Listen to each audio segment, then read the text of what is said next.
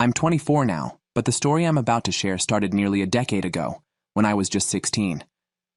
Funny thing is, my family decided to dig it all up again recently, so here I am, trying to make sense of it one more time. Growing up, I was the middle kid. My older brother Ryan was 18, smart, reliable, and the kind of son parents love to brag about. My younger sister Chloe was 12, and as the baby of the family, she was showered with endless affection. Then there was me, Jake. Just there, trying not to draw too much attention to myself. My parents always said they treated us equally, but anyone could see that wasn't true.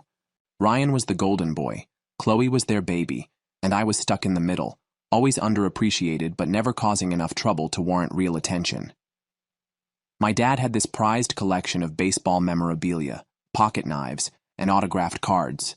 He displayed it all proudly on a shelf in his room, each item accompanied by a story about how he acquired it.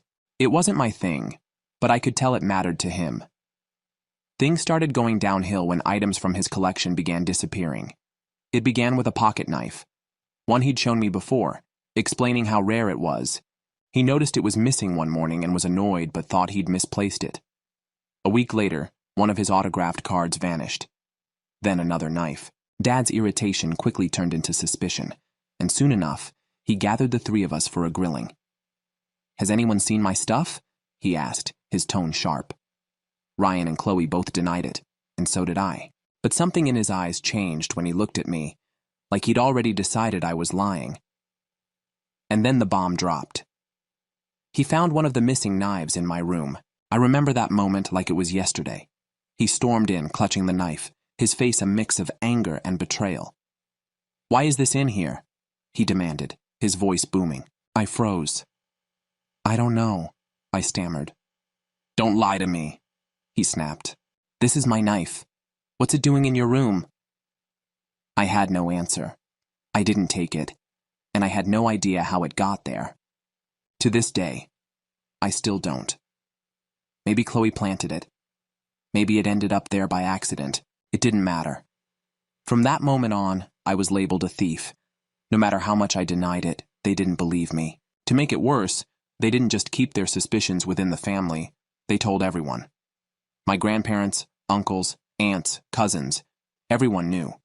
Family gatherings became unbearable, with whispered jokes and side eyes following me wherever I went. Even school wasn't a safe haven. My mom mentioned the situation to one of her friends, whose son happened to go to my school. By the next week, it felt like the whole student body was whispering behind my back, "Isn't he the one who steals from his dad?" I tried to keep my head down, but the more I denied it, the guiltier I seemed. And Chloe? She stayed obliviously innocent, playing games or doing her homework like nothing was wrong. Ryan distanced himself too, not wanting to get involved. What hurt the most wasn't the accusations. It was the self-doubt they planted in me. Could I have done it without realizing it? Was there something wrong with me? At night, I'd lie awake replaying everything in my head, questioning my own sanity. After the knife incident, my life at home became unbearable. Every time something went missing, it was automatically my fault. It didn't matter what I said or did. My parents had already made up their minds. I became their prime suspect, the scapegoat for every little thing that went wrong. A few weeks later, things escalated. One of Dad's prized autographed baseballs disappeared. This wasn't just any ball.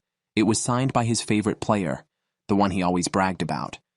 I could hear him yelling from upstairs, "Where the hell is it?" His voice carried through the house like thunder. I was sitting on my bed when he barged into my room, holding the empty display case like it was a piece of damning evidence. "You've got 5 seconds to tell me where it is," he demanded, his face red with anger. I stammered, "I don't know, I didn't take it."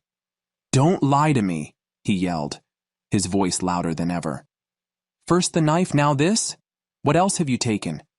Then he started tearing through my room. Drawers were yanked open, clothes thrown to the floor, my backpack ripped apart. He even checked under my bed like he was expecting to find some hidden stash of stolen items. When he didn't find the ball, it only made him angrier. "You think you're clever, don't you? Hiding it somewhere I can't find it." "Well, guess what? You're not going to get away with it this time." My mom showed up, but instead of calming him down, she joined in. Where is it? She demanded, her voice sharp and accusatory. We've given you so many chances, and this is how you repay us?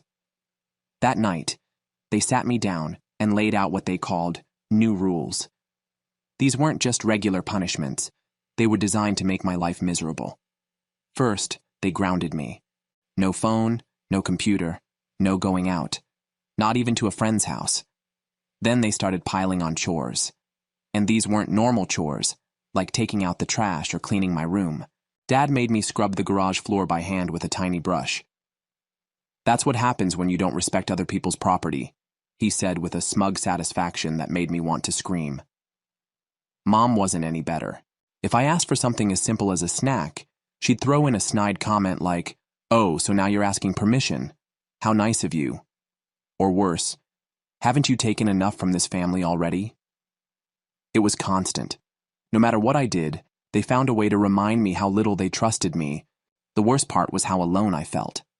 Chloe acted like none of it was happening, completely unfazed while she played video games or watched TV. And Ryan? He stayed in his room, barely acknowledging me. I'd hoped he might say something in my defense, anything, but he just stayed out of it. By the time my 16th birthday rolled around, things hit rock bottom. I was supposed to get my driver's license, a rite of passage for any teenager, but my parents decided I hadn't earned their trust yet. No license, no party, no presents, not even a happy birthday. It was just another day of being treated like a criminal in my own home. I tried to talk to them once, to explain how hard it was being treated this way. I didn't do it, I said, my voice trembling with frustration. I don't know how else to convince you. Dad's response: if you don't like it, maybe you shouldn't have taken things that didn't belong to you. Mom just nodded along, as if that was the end of the conversation. After that, I stopped trying to explain myself. What was the point? They weren't going to believe me, no matter what I said. So, I withdrew. I spent most of my time in my room, avoiding them as much as I could. When I wasn't doing chores, I was alone, replaying everything in my head, trying to figure out where it had all gone wrong. Every now and then, I'd wonder if I was somehow to blame. I know how ridiculous it sounds now, but back then, the constant accusations had me doubting myself. I even Googled things like unconscious stealing or memory lapses, trying to figure out if there was something wrong with me. But the truth was, the only thing wrong was the way they treated me. By the end of that year, I barely recognized myself. I wasn't just angry anymore, I was exhausted. Tired of explaining, tired of defending myself, and tired of trying to figure out why my parents hated me so much. At school, I kept my head down. I didn't hang out with friends anymore because I didn't want to answer questions like, "Why can't you come over?" or "What's going on at home?" I isolated myself. It felt safer that way. At home, things were even worse. The punishments kept escalating. My parents said they wanted to teach me a lesson, but it felt like they just wanted to break me. One night, Dad came home furious. Another item from his collection had gone missing. A signed baseball glove he'd had since he was a kid. I could hear him stomping through the house, yelling about how he couldn't trust anyone. I knew where this was going before he even opened my door. "All right, Jake, where is it?" he demanded. "I don't have it," I said, my voice barely above a whisper. "Don't you dare lie to me," he shot back. "You've been taking my stuff for years, just admit it." I wanted to scream, to tell him how wrong he was, but I knew it wouldn't matter. Instead, I just stood there, silent, as he ripped through my room again. When he didn't find anything, he stormed out, muttering under his breath about how I was too clever for my own good. That night, as I lay in bed, I couldn't stop thinking about how unfair it all was. I didn't deserve this. I hadn't done anything wrong, and yet my own parents had turned me into the family punching bag. The next day, they decided I wasn't allowed to keep anything valuable in my room anymore. My phone, my computer, even my favorite books.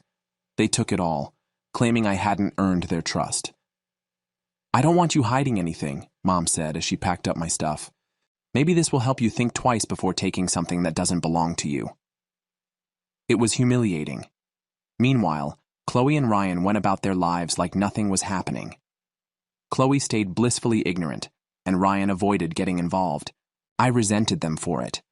Even if they didn't believe me, couldn't they see how unfair this all was? Eventually, I stopped hoping for someone to defend me. If my own family didn't have my back, why would anyone else? But the final straw came a few weeks later when Dad decided to go through my backpack before school. "Hand it over," he said, as I was getting ready to leave. "What? Why?" I asked, already knowing the answer. "I want to see if you're hiding anything," he said, holding out his hand. I couldn't believe it. "You think I'm stealing stuff and bringing it to school now?" "Just give me the bag," he snapped. I didn't have the energy to fight him, so I handed it over. He dumped everything out onto the kitchen table, going through it piece by piece. Of course, he didn't find anything. When he was done, he shoved the bag back at me without so much as an apology. "Watch yourself," before walking away. That was it. I was done. That night, I sat in my room and decided that as soon as I turned 18, I was leaving. I didn't care how hard it would be or where I'd go. I just knew I couldn't stay in that house a second longer than I had to. For the next 2 years, I kept my head down, saving every penny I could from part-time jobs and avoiding my family as much as possible. I became a ghost in my own home. When I finally turned 18, I packed my things and left. No big announcement, no dramatic goodbye. I just walked out the door and never looked back. It felt like freedom. Moving out felt like the first real breath I'd taken in years. I got a small apartment, started working full-time, and focused on rebuilding my life. For the first time in forever, I didn't feel like I was constantly walking on eggshells. I barely spoke to my family after I left. The occasional holiday text or half-hearted check-in call from my mom was the extent of our interaction. I didn't miss them, not really. I missed the idea of having a supportive family. But the reality? I was better off on my own.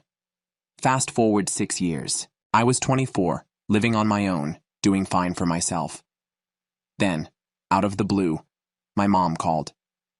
"Hey, sweetie," she said, her voice unusually hesitant. "How are you doing?" I almost didn't answer her call. It had been so long since we'd had a real conversation, and I wasn't in the mood for small talk. But something in her tone made me curious, so I said, "I'm fine. What's up?" She hesitated for a moment, then said, "Things have been going missing again." My stomach dropped. I couldn't believe it. Were they really going to accuse me of stealing again, this time when I wasn't even there? "What do you mean?" I asked cautiously. She listed off the missing items, some of Dad's collectibles, cash from their wallets, even a few pieces of her jewelry. It sounded more serious than anything that had happened before. "This time we knew we had to be sure," she continued. "So your dad set up cameras." My heart was pounding. Were they about to blame me again? "And we caught Liam," she finished, her voice breaking. I froze. "Wait, what?" "Your brother," she said, almost whispering. "He was sneaking into our room at night and taking things. We found a stash in Sarah's old room." I didn't know whether to laugh or scream. For years they'd treated me like a criminal. They'd humiliated me, punished me, broken my trust, and all along it was Liam. "It was him," I said, more to myself than to her. "Yes," Mom said, her voice shaky. "We feel terrible about everything, Jake. We should have believed you. We were wrong." Her words didn't bring the relief I thought they would. Instead, I felt a surge of anger. "You think saying sorry fixes everything?" I asked, my voice cold. She started crying, but I didn't care. After years of being treated like garbage, a simple apology felt hollow. Then she hit me with the real kicker. "We'd love for you to come to my birthday dinner next week. It would mean a lot to us if we could see you and talk about this in person." I didn't answer right away. Part of me wanted to hang up and never speak to her again. But another part of me, the part that still craved some kind of closure, said, "I'll think about it." A couple of days later, my dad called Ad. That was a surprise. He wasn't the type to admit when he was wrong, but his tone was different this time. "Jake," he said, after some awkward small talk, "I just wanted to say, I'm sorry. We messed up. I messed up. We should have trusted you." Hearing him say those words felt surreal. For years he had been the one who came down hardest on me. Now, Here he was, admitting he was wrong. "We want to make it up to you," he continued. "We're planning something special. I think you'll like it." "What do you mean?" I asked. "You'll see," he said, his tone cryptic. I didn't know what to feel. Was I supposed to forgive them just because they finally realized they were wrong? As the day of the dinner approached, I kept going back and forth on whether I should go. Part of me wanted to see what they had to say. Another part of me wanted to tell them to shove their apology. In the end, curiosity won. I decided to go, but I wasn't ready to forgive them. Not yet. When the day of my mom's birthday dinner came, I wasn't excited. If anything, I was dreading it. But I needed to hear them out, to see if their apologies were genuine, or if this was just another attempt to sweep everything under the rug. The dinner was at a fancy restaurant, the kind my parents wouldn't normally go to unless it was for something big. When I arrived, my mom greeted me at the door, like nothing had ever happened. "I'm so glad you came," she said, smiling brightly, as if she hadn't spent years treating me like a thief. My dad was already seated, giving me an awkward nod. That was his version of an apology, stiff and uncomfortable, but at least he was trying. The first half hour was tense but polite. My parents asked about my job and my apartment, trying to make small talk. It felt fake, but I played along to keep the peace. Liam was there too, sitting at the far end of the table. He couldn't even meet my eyes, which honestly was fine by me. I didn't want to talk to him anyway. Then, just as things were starting to settle, my cousin Emily decided to stir the pot. "Better keep an eye on your wallets, everyone," she said loudly, smirking as she glanced around the table. "You know how things tend to go missing in this family." The entire table went silent. My dad tried to laugh it off, but I wasn't having it. I leaned forward, locking eyes with her. "Don't worry, Emily," I said coolly. "I'm sure your boyfriend says the same thing about you when they're comparing notes." Her face turned bright red. She looked like she was about to cry, and honestly, I didn't care. For years, people like her had made jokes at my expense. It felt good to finally dish it back. But of course, her dad, my Uncle Mike, couldn't let it go. "That's enough, Jake," he said sharply.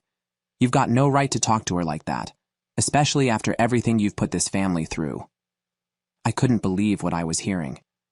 "What I've put this family through?" I shot back. "Are you serious right now? After all the crap I went through because you people couldn't figure out who the real thief was, you're still blaming me?"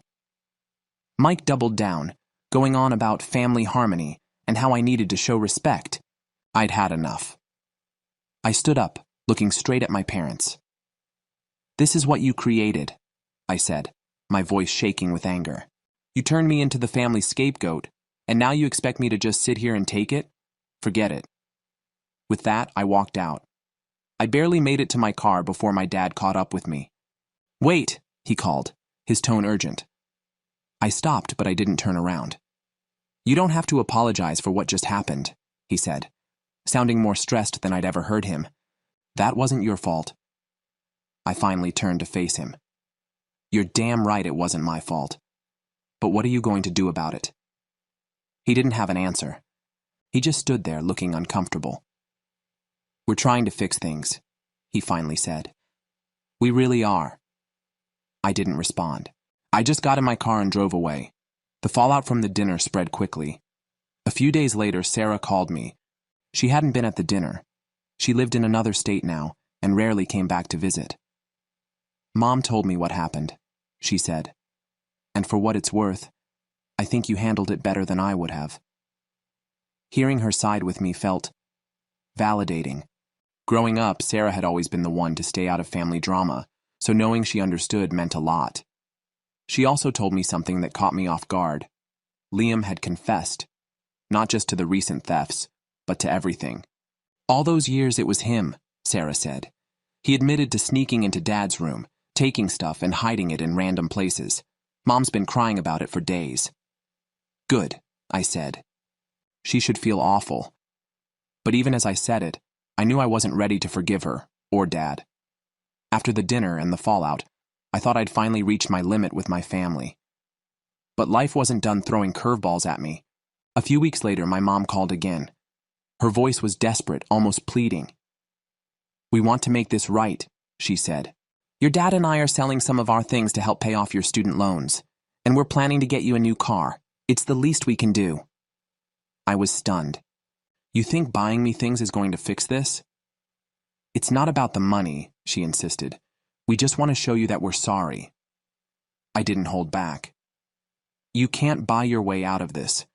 What I needed from you wasn't gifts.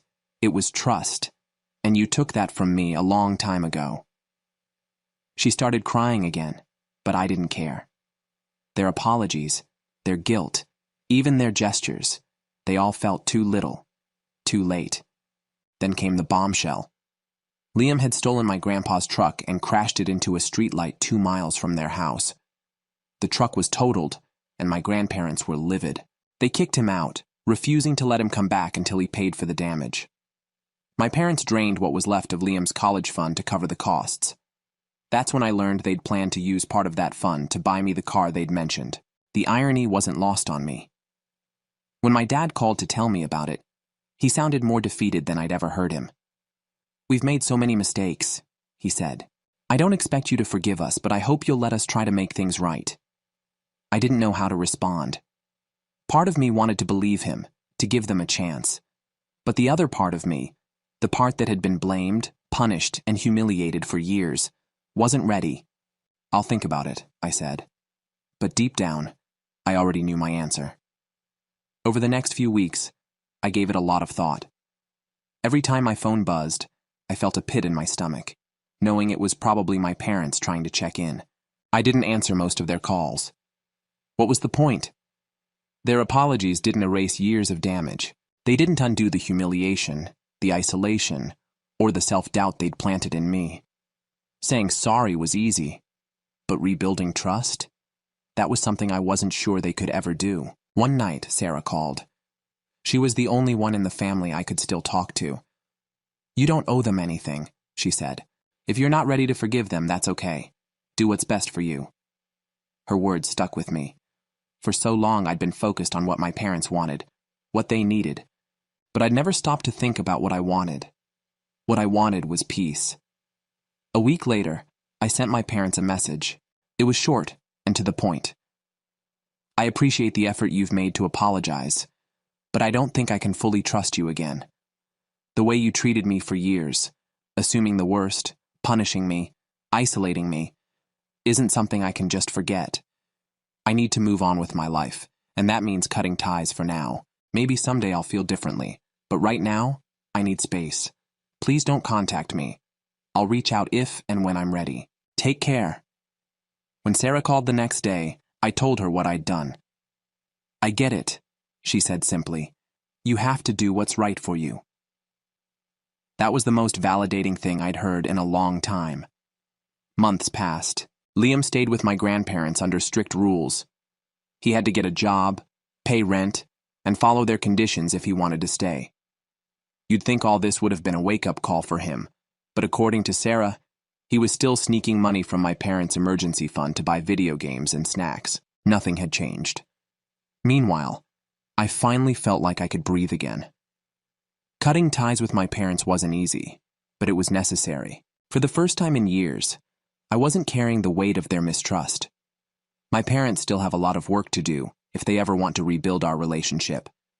Saying sorry isn't enough. They need to prove they've changed, and honestly, I'm not holding my breath. For now, I'm focusing on living my life, free from the constant drama. Sometimes walking away is the only way to heal story 2. This narrative has a title. Because her daughter babysits, yet she is the one who is violent, my late wife's sister-in-law phoned the police to accuse me of leaving my son. Hello everyone. Prior to starting today's video, I need your assistance. One of the greatest ways you can help us out is to subscribe, since we've observed the channel is losing some of its popularity. It's simple, free, and helps us continue to provide you with amazing content. Your assistance is much appreciated. Together, let's continue to build this channel. Many thanks. Let's begin the video now. Reddit. My late wife's SL contacted the police to accuse me of leaving my son behind, since her daughter watches my son. But it turns out that she is the one who is abusing him. In fact, I was introduced to Reddit by her daughter Anna, who instructed me to post our tale there. Here it is. I'm 42 years old, and my wife passed away during delivery a year ago. We had been together for more than 8 years, and she was the love of my life. I was devastated by her passing, but I had to gather myself for our son. The only thing I have left of her is him. And while my late wife's family helped out after her death, which I valued, I would stop at nothing to provide him the life she would have desired. In particular, her parents have been wonderful, letting my kid take care of me on the weekends so I can relax. However, Rachel is her sister-in-law. That is a whole other matter. Rachel has never been easy, even when my wife was still living. Drama and control were things that Rachel thrived on. Anna, her daughter, is now 18. However, Anna never had an easy childhood. Every time we went to Rachel's house or had family get-togethers, I could see it. Rachel constantly yelled at Anna, called her derogatory names, and blamed her for the smallest things, treating her like a bother. Rachel would yell at Anna for being worthless if she spilled a drink. Rachel consistently dismissed my wife and I when we attempted to intervene, even though we detested witnessing it. I began assisting Anna whenever I could as the years went by. Was Rachel being too severe? I divert her attention with a pretext to defuse the situation. My wife and I were available to Anna if she needed someone to talk to or assistance with school. To give her a respite from her mother, we would invite her to join us for dinner or on family outings. My wife would constantly say, "That girl deserves so much better," because she was so protective of Anna. She was also correct. Here's the problem, though. Rachel detested it. Anna would behave worse each time we intervened to assist her. We would be accused of spoiling Anna or undermining her parental authority. When Anna was around 14, we gave her a new school backpack for Christmas because her old one was breaking. Rachel yelled at us in front of everyone, claiming that she ought to have earned a new bag. Don't give her the impression that life is simple. It was absurd. Anna wasn't even allowed to keep it. We found out later. After my wife died, she threw it away. Things got even harder. Anna began to visit more frequently, which I found acceptable. She loved spending time with my son. And honestly, I think being around him gave her a sense of peace she didn't have at home. But Rachel saw it as an opportunity to meddle. It started small. Rachel would make snide comments about how I couldn't possibly raise a baby on my own. "A boy needs a mother," she'd say, as if I didn't already feel the weight of my wife's absence. Every single day. Then she'd shift her focus to Anna, claiming I was taking advantage of her by letting her help out with the baby. The irony. Anna wanted to help. She'd light up whenever she was holding my son or playing with him. It was like she finally had a space where she wasn't being yelled at or criticized. One day, during a family dinner at her parents' house, Anna mentioned she was looking for a job. She wanted to start earning her own money and gain some independence from her mom. That's when it hit me. I needed help with my son, and Anna needed work. It seemed like the perfect solution. When I asked Anna if she'd be interested in babysitting for me, her face lit up. "Really? You trust me with him?" she asked, her voice filled with excitement. Of course I trusted her. She'd practically been a second sister to my son already, and she was great with kids. I offered her the job on the spot, and she said yes without hesitation. Rachel's reaction, though, she lost it when I brought it up to her. Thinking she'd be thrilled Anna had found job. She went off. "She's too young to take on that type of responsibility," she snapped. "And what makes you think you can just draw her into your disaster of a life?" I was astonished. It's simply babysitting. I told her, "Anna wants the job and I need the aid. It's a win-win." But Rachel wasn't having it. She accused me of manipulating Anna, saying I was using her as a replacement for my wife. "You're just dumping your baby on her because you can't handle being a father." She sneered. It was offensive. Not just to myself, but also to Anna. She gave the impression that Anna was incapable of making her own decisions, treating her more like a defenseless kid than the responsible, mature adolescent I knew her to be. A few days later, Anna began watching me, in spite of Rachel's objections. And that changed the game, I tell you. My son loved her. Every time she came through the door, he would clap his hands and grin.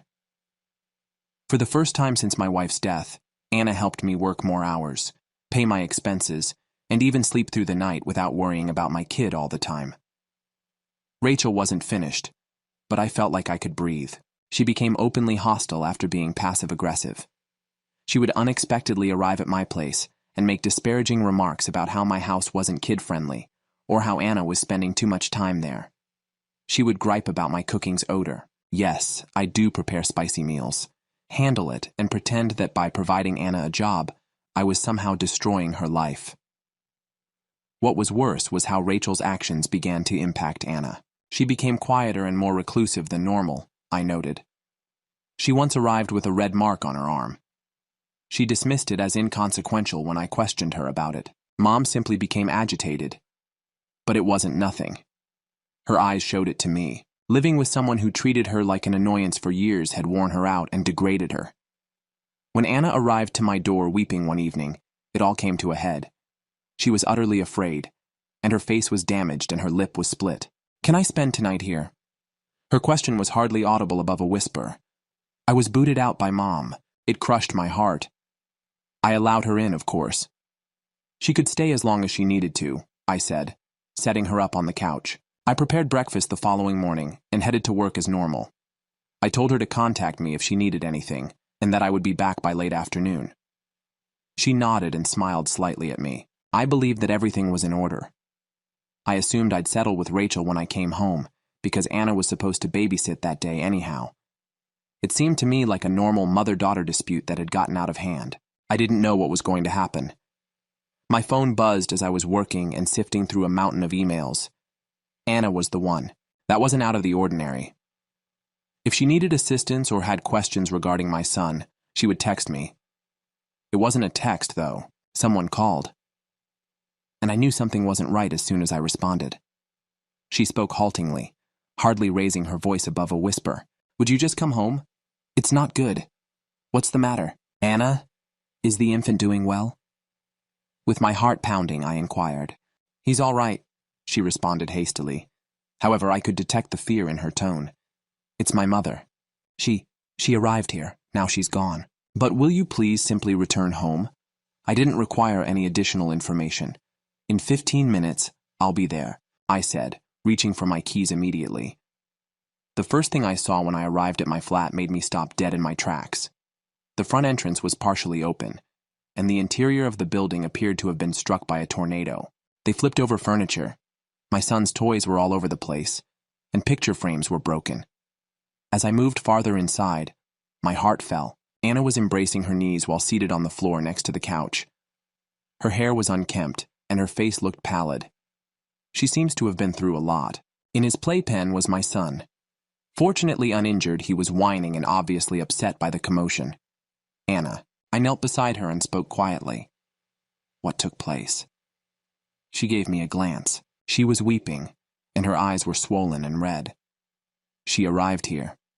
Her voice wavered as she spoke. She lost it when she discovered that I was staying here in some way. I brushed off the glass fragments first, and assisted Anna up so she could sit on the couch. She tried to stabilize herself by taking a trembling breath. "She has been making inquiries." Anna's voice faltered as she started. "She visited my friends' homes, my favorite coffee shop, and even the library. She was attempting to determine my whereabouts. She must have heard that I was present." She stopped and wiped her tears. "Perhaps an hour after you left, she arrived. I didn't open the door at first, but she insisted on shouting and banging, claiming to be aware of my presence. I opened the door so she wouldn't wake the infant. Already incensed at the idea of Rachel arriving up without permission, I balled my fists.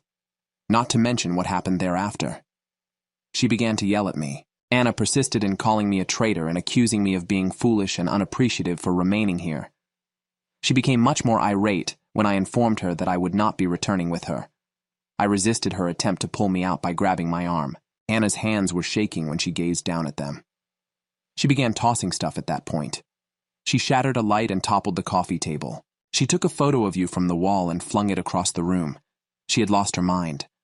"How about you?" Observing the bruise developing on her arm, I questioned her softly. "Have you been harmed by her?"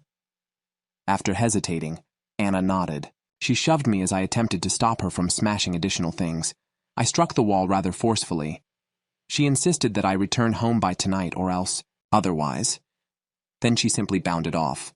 Otherwise what? My voice was harsher than I meant when I asked. Tears sprang to Anna's eyes. She didn't only suggest that I would regret not coming home. I inhaled deeply in an attempt to quiet the roaring emotional storm inside of me. Anger. Be concerned. Everything was too much. I glanced back at Anna after scanning the recreation area. She appeared so little and dejected, as though she had been bearing the weight of the world for years. You won't return there? I spoke aggressively. Anna gave a head shake. But if I don't, you won't return there. I interrupted her and repeated, this is where you're staying, as well as tomorrow. We will be visiting the cops. Anna's eyes were wide with confusion and worry as she gazed at me. The police. What if I'm not believed by them? What if they believe I'm exaggerating? Hold on, she's my mom. Ultimately, she was obviously in a panic. The poor girl. They'll accept your story. My voice was steady as I spoke, and I'll make them if they don't. Anna, she must stop doing this. Did she cause you pain? She threatened you and destroyed my house. That's sufficient. Anna remained silent for a minute. She then gave a nod. She retaliated, her lips quivering, tears again. All right? She muttered. I cleaned up the mess Rachel left behind for the remainder of the night. Each shattered item and toppled piece of furniture served as a reminder of the lengths Rachel would go to in order to keep Anna under control. However, I refused to let her prevail. Not now. The following morning began rather quietly. As I departed for work, Anna seemed nervous but resolute. I will return shortly. In an attempt to reassure her, I informed her, call me if something goes wrong. She managed a little grin as she nodded, but it was clear to me that she was still disturbed from the previous evening. Rachel was looming over her like a rain cloud, telling her to get home by nightfall. My phone rang just as I was starting work. I didn't recognize the number. I would normally disregard it, but I felt compelled to respond. Officer Bradley from the local police department is here. Is this Alex? On the other end, the voice inquired. I felt sick to my stomach. Yes, I am this person. What's happening? I stumbled. A report on your youngster has reached us. We've arrived at your house. You must return home right away. His voice was harsh as he spoke. We'll get in touch with Child Protective Services if you don't. My heart stopped. I swear. My son, CPS. What on earth was happening? I didn't even request specifics. Leaving my laptop and half a cup of coffee behind, I just grabbed my keys and ran out of the office. A police vehicle was parked outside my apartment as I pulled there. Running up the stairs made my stomach spin. There were 2 cops standing in my living room, and the entrance to my flat was ajar. One was clutching my youngster, who appeared frightened. His little hands gripped the clothing of the officer. Tears were streaming down his crimson cheeks. What on earth is happening? I grabbed for my son and made a demand, attempting to speak steadily. Are you the father? I nodded, and the cop with my son asked. He returned him to me. Although it was fleeting, the comfort of having my kid in my arms was immense. It was reported to us that you left your youngster unattended at home. With a solemn, even accusing attitude, the second officer spoke. What? That is untrue. My babysitter is here, Anna, I remarked. She is now observing him. The cop looked from me to his buddy and back again. Anna has been contacted. She claims to be your nanny. However, according to her mother, you've been treating her like a surrogate mother for your child, and that she felt compelled to be in this circumstance. What? I was taken aback. That is absurd. Anna consented to watch the kids. She's excellent at it, and has been doing it for months. She has never mentioned feeling uneasy, and I give her a fair wage. Before the police could react, from the corridor, I recognized the voice. He's telling lies. Like a dagger, Rachel's high-pitched voice sliced through the atmosphere. She barged inside the flat. Anger made her cheeks flush. My daughter has been treated like his wife or something, and he has been utilizing her as free labor. This is mistreatment. I was utterly shocked when I looked at her. Are you serious now? I fired back. My babysitter is Anna. That's all. She desired the position. She needs the cash. Rachel glared at me while crossing her arms. She is 18. While you're out doing whatever it is you're doing, she shouldn't be trapped home parenting your child. Rachel refused to listen to the cops' attempts to defuse the situation. She persisted in accusing me of exploiting Anna, saying that I was doing so because I was unable to care for my own kid. She even dared to say that since I wasn't suitable to be a parent, CPS should take over. Even though I knew that shouting wouldn't help, my blood was boiling. The living room is equipped with cameras. I spoke, attempting to maintain a steady tone. Everything is recorded. I can provide you with evidence that I have done nothing illegal. After exchanging glances, the policeman nodded. Okay, one of them said. Let's examine. I escorted them to my PC and retrieved the video. I fumbled through the folders with trembling hands. I started by showing them the video from that morning. It featured Anna preparing breakfast, playing with my kid, and even cleaning up after herself. Nothing unusual. I then played the video from last night. Anna was seen coming to my door. Her face was smeared with tears and wounded. She was heard on the recording stating, "Mom kicked me out. Can I spend tonight here?" And my reply, "You can sleep on the couch, of course." While the video aired, the police remained mute. Meanwhile, Rachel was furious. "This proves nothing," she yelled. "He's just showing you the things he wants you to see." As I scrolled to the segment of the video from earlier that day, I exclaimed, "Hold on. What you must see is this." Rachel broke into my flat while I was at work, as captured on camera. She was shouting at Anna to get out of there. "I can't leave," Anna stated in a trembling but determined voice. "I am observing the infant." The thing that made my stomach turn was next. Rachel let out a shriek. "That kid isn't important to me. I don't care if he cries himself to death." There was silence in the room. The police themselves were surprised. They turned to Rachel, one of them. "What are your thoughts on this, ma'am?" Rachel's cheeks flushed. "She is my daughter," she yelled. "I have every right to rescue her from this situation." I was asked whether I wanted to file charges by the police. I did, damn it. She was informed by one of the cops that it is illegal to break into someone's house, ma'am. "Additionally, your actions today have endangered this youngster. You will have to be taken into custody," Rachel snapped. As the cops placed her in handcuffs, she began to scream and flail. "My life is being ruined by you," she yelled at me. "CPS will take the child away from you because you are a bad father." I was both relieved and worn out as they led her away. The mayhem, however, was far from ended. Later that night, Anna returned. She sobbed because she was upset that I had her mother detained. "It was not necessary for you to travel so far," she shouted. "Whatever she did, she is still my mother." "Anna," I attempted to explain, "I took this action to keep my son safe. Your mother placed him in danger when she broke into my house." She wasn't listening, though. "You have no idea how this will affect my family," she yelled and rushed away. I was exhausted as I sat on the couch with my son sleeping in my arms. Even though I knew I had done the right thing, I still felt guilty. Had I just exacerbated the situation? The hours following Rachel's arrest passed quickly. As I held my kid close and watched him slumber in my arms, I attempted to figure out what in the world had occurred. The nagging sense that this was far from finished soon overcame the comfort of knowing Rachel could no longer harm us. I woke up the following morning to a barrage of text messages and missed calls. Rachel's arrest had quickly become public knowledge. The majority of the responses were less friendly, but some, like the one from my neighbor Mrs. Henderson, who wrote that it was time for someone to confront her, were encouraging. Like vultures, Rachel's relatives had pounced on the matter, accusing me of exaggerating the problem and causing their family to fall apart. "Why would you arrest Rachel?" I read one text. All she was doing was attempting to protect her daughter. Her life didn't have to be ruined by you. "You're nasty," another one remarked plainly. I gazed at my mobile device. I have a knot in my gut. Although I had anticipated criticism, it all seemed much worse after reading it in writing. Anna's Aunt Rachel called me later that day. "Sister?" She was furious. "You had no right to call the police, and I'm not sure what your issue is." Before I could even say hi, she shouted. All Rachel was attempting to do was keep her daughter from working too much. "This is 100 times worse because of you." I tried not to panic. She broke into my home. I spoke aggressively.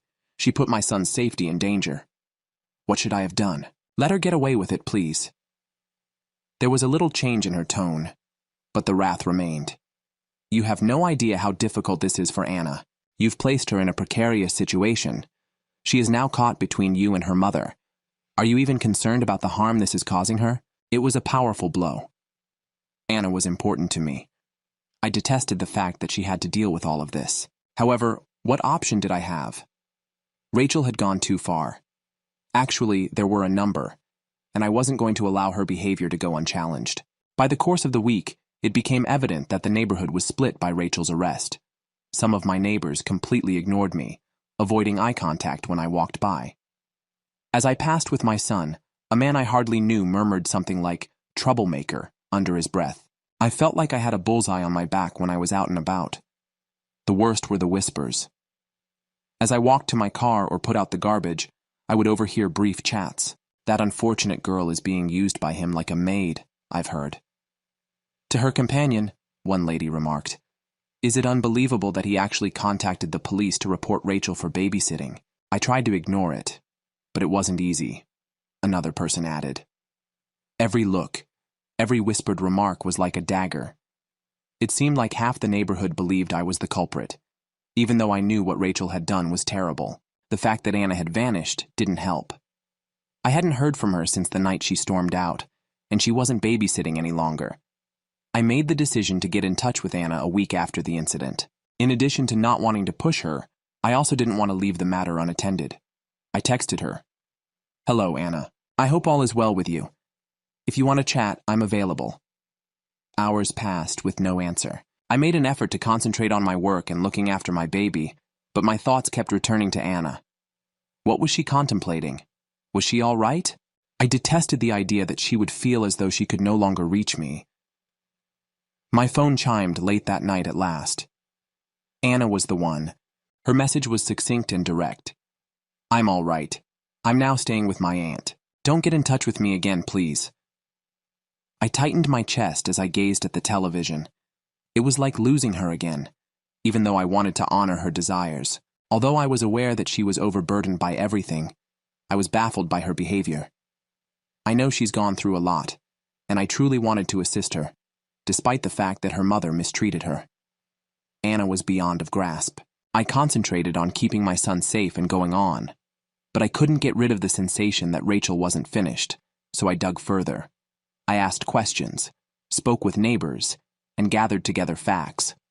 What I discovered just reaffirmed my long-held suspicions. Long before this, Rachel's behavior had been problematic. I was informed by a neighbor that she had witnessed Anna being shut out of the house on many occasions, standing on the doorstep in tears while Rachel yelled at her from inside.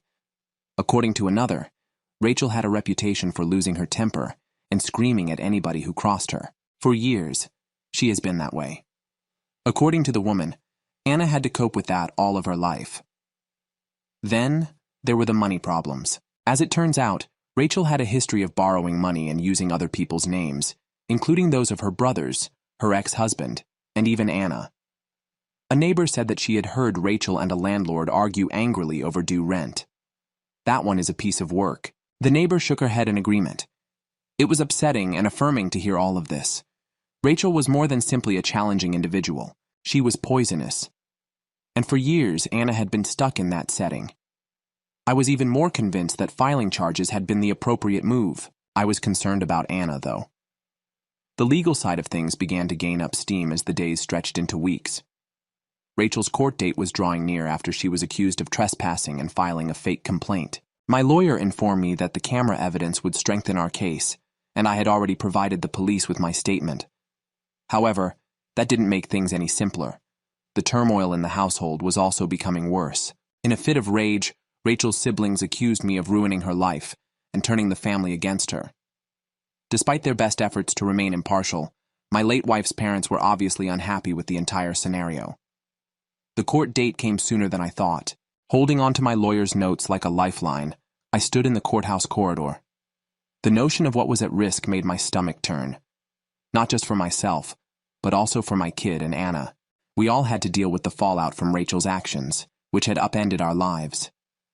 It was a small but anxious courtroom.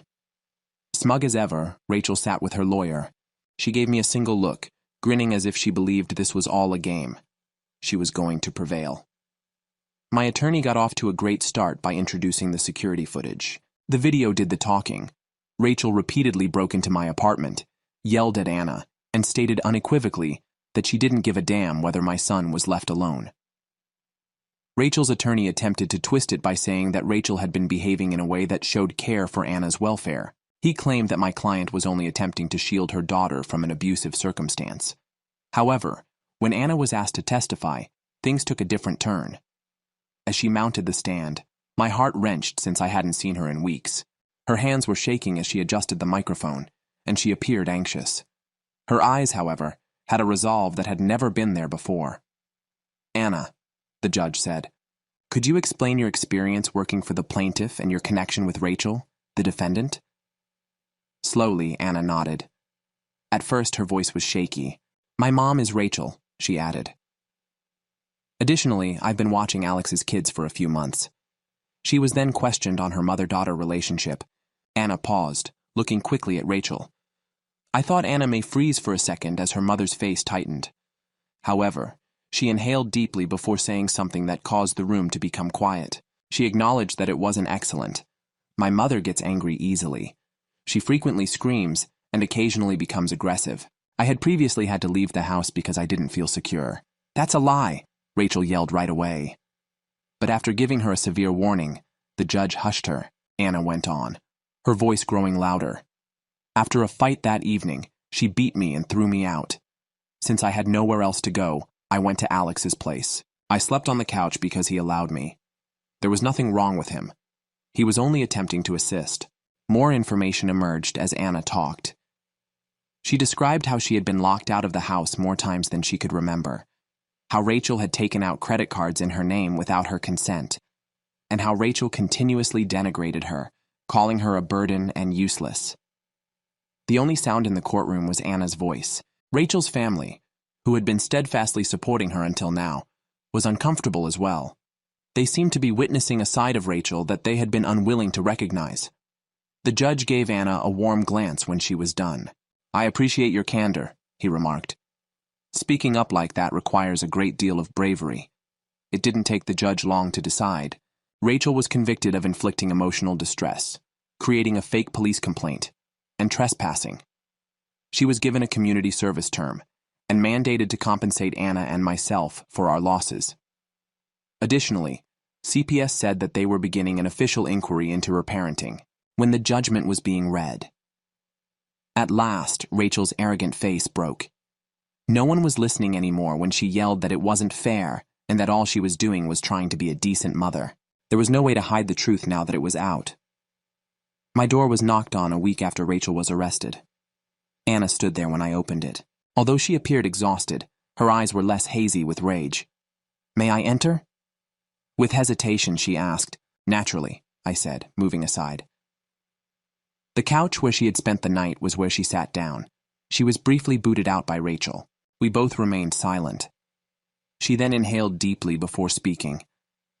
"I apologize," she replied softly, "for leaving, for shouting at you. I didn't know what to do since I was so afraid and perplexed." "You don't need to say sorry," I said. "You've experienced a lot, just checking in to see how you're doing." With her fingers twitching uneasily in her lap, Anna nodded. "Since the arrest, I have been residing with my aunt. Even though it's calmer and better, I can't stop thinking about my mother and all that occurred." "You're not accountable for her," I said softly. "You have the right to live your life free from her tyranny and terror." Anna cast her gaze downward. Her voice wavered. "I am aware, and I believe I'm beginning to understand how terrible that was. For as long as I can remember, she has been this way, but I always assumed it would be typical. I could have earned it." My chest constricted. "Anna, you deserved none of it. You are not to blame for any of this." Tears filled her eyes as she nodded once more. "Finally, I guess I believe that. And you're to blame. When I was unable to confront her, you did. You prevented her from winning." Rachel's life started to fall apart as the days stretched into weeks. The bank documents, years of abuse and neglect, and everything else were discovered during the CPS inquiry into her parenting. In the end, the court decided that Rachel was not qualified to take custody of Anna. Her rights as a parent were taken away. Soon after, she left the community, leaving behind the devastation she had caused. Anna started to flourish once Rachel left the picture. She began working part-time at a bookshop and enrolled in college. She frequently visited my kid, and their relationship only got closer. As I saw them interact, I was reminded of why I had worked so hard to assist Anna break free from the pattern of violence and to provide a loving, safe home for my kid. This past year has been too much for me. Losing my spouse, assuming the role of a single father, and attempting to shield Anna from a circumstance that nobody should ever have to deal with. There were times when I thought I was going to drown, as if I would be crushed by the weight of it all. Nevertheless, I persisted in moving forward for my kid and the life I had promised my wife I would provide him. All of you who are reading this are facing challenges in life by yourself. Just keep in mind that you are stronger than you realize. You're not by yourself, even if that's how it seems at times. Continue. Anna was standing there when it happened. Although she appeared exhausted, her eyes were less hazy with rage. "May I enter?" With hesitation, she asked. "Naturally," I said, moving aside. The couch where she had spent the night was where she sat down. She was briefly booted out by Rachel. We both remained silent. She then inhaled deeply before speaking. "I apologize," she replied softly, "for leaving, for shouting at you. I didn't know what to do since I was so afraid and perplexed." "You don't need to say sorry," I said. "You've experienced a lot. Just checking in to see how you're doing." With her fingers twitching uneasily in her lap, Anna nodded. "Since the arrest, I have been residing with my aunt. Even though it's calmer and better, I can't stop thinking about my mother and all that occurred." "You're not accountable for her," I said softly. "You have the right to live your life free from her tyranny and terror." Anna cast her gaze downward. Her voice wavered. "I am aware, and I believe I'm beginning to understand how terrible that was. For as long as I can remember, she has been this way, but I always assumed it would be typical. I could have earned it." My chest constricted. "Anna, you deserved none of it. You are not to blame for any of this." Tears filled her eyes as she nodded once more. "Finally, I guess I believe that. And you're to blame. When I was unable to confront her, you did. You prevented her from winning." Rachel's life started to fall apart as the days stretched into weeks. The bank documents, years of abuse and neglect, and everything else were discovered during the CPS inquiry into her parenting. In the end, the court decided that Rachel was not qualified to take custody of Anna. Her rights as a parent were taken away. Soon after, she left the community, leaving behind the devastation she had caused. Anna started to flourish once Rachel left the picture. She began working part-time at a bookshop and enrolled in college. She frequently visited my kid, and their relationship only got closer. As I saw them interact, I was reminded of why I had worked so hard to assist Anna break free from the pattern of violence and to provide a loving, safe home for my kid. This past year has been too much for me, losing my spouse, assuming the role of a single father and attempting to shield Anna from a circumstance that nobody should ever have to deal with. There were times when I thought I was going to drown, as if I would be crushed by the weight of it all. Nevertheless, I persisted in moving forward for my kid and the life I had promised my wife I would provide him. All of you who are reading this are facing challenges in life by yourself. Just keep in mind that you are stronger than you realize. You're not by yourself, even if that's how it seems at times. Continue. Story 3. My cousin dropped her child on me for a day is the title of this story. Went missing for a week. I thus ensured that CPS was involved. She is now pleading. Hello everyone. Prior to starting today's video, I need your assistance. One of the greatest ways you can help us out is to subscribe, since we've observed the channel is losing some of its popularity. It's simple, free, and helps us continue to provide you with amazing content. Your assistance is much appreciated. Together, let's continue to build this channel. Many thanks. Let's begin the video now. Okay. So allow me to introduce the scene. Ashley is my name. I'm a 26-year-old woman without children. And like most people my age, I'm just out here trying to figure out life. You are familiar with the procedure. Trying to have fun on the weekends, paying my bills, doing a respectable job, and sometimes feeling like I'm just winging it day by day. Nothing unusual. However, the mood of my cousin Sherry's existence is quite different. Sherry, a 28-year-old woman, gave birth to Penelope, a cute little daughter, last year.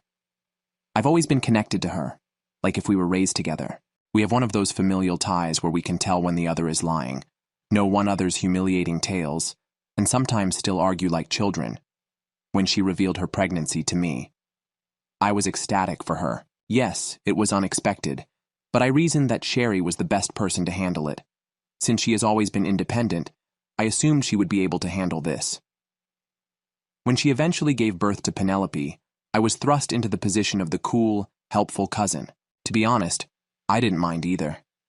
I'm not the type of person that runs away from children or gets upset when they cry. I enjoyed spending time with Penelope, who is so adorable. I would occasionally answer Sherry's phone when she needed a break or had work to do. Not a huge thing, is it? It didn't seem like a hassle to take Penelope to the park or spend a few hours watching cartoons. Here's the problem, though. It wasn't until things got out of hand that I realized how much Sherry was depending on me. Initially, it was simple tasks like running errands or providing nighttime childcare. It seemed doable, and I reasoned that I was assisting her.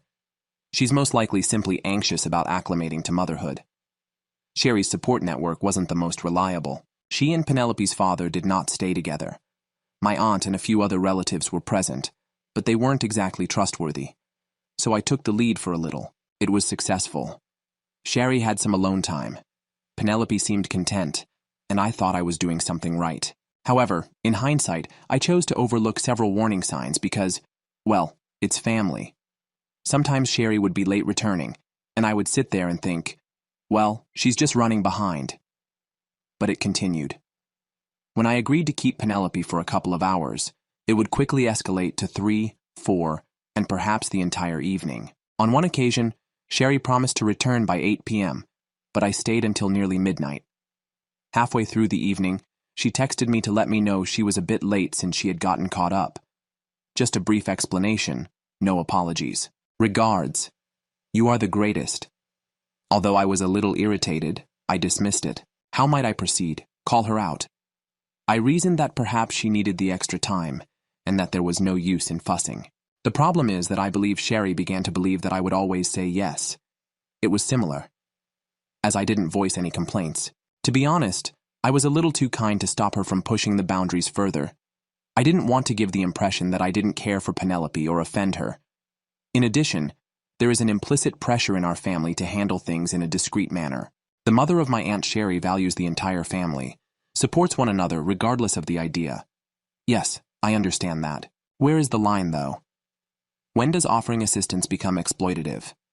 Well, let's go back to Sherry. I was essentially Penelope's go-to babysitter by the time she turned 1. It was becoming apparent that I was the go-to person for everything Sherry wanted to do, even though I didn't mind lending a hand occasionally.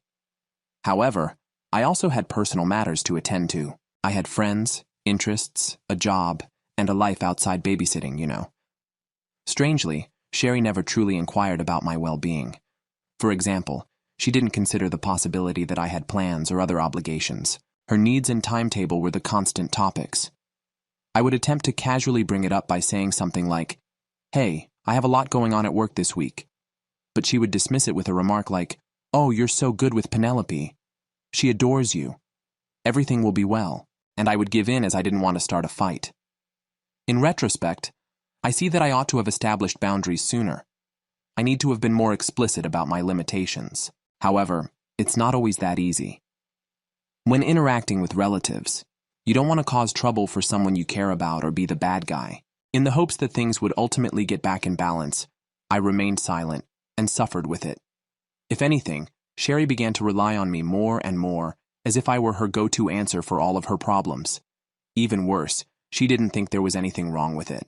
I was only doing what family is meant to do, in her opinion. However, I began to feel that I was being treated more like a free babysitter than a relative. So let's fast forward to the night that began the whole affair. Sherry contacted me on a Friday night, sounded very kind and informal, and asked if I could watch Penelope while she went out. She promised to return by 11:30 p.m. Since I had nothing important to do that evening, I thought, sure, why not? She frequently asked me to watch Penelope, and I was already quite skilled at it. I also really enjoy spending time with the child. Everything seemed normal when I arrived at her place. Sherry gave me a brief overview of Penelope's bedtime routine, which was nothing new, and she was already feeding her. After reading a few books and playing for a while, I put her to bed. Simple as pie. The problem wasn't watching the child. What followed was the problem.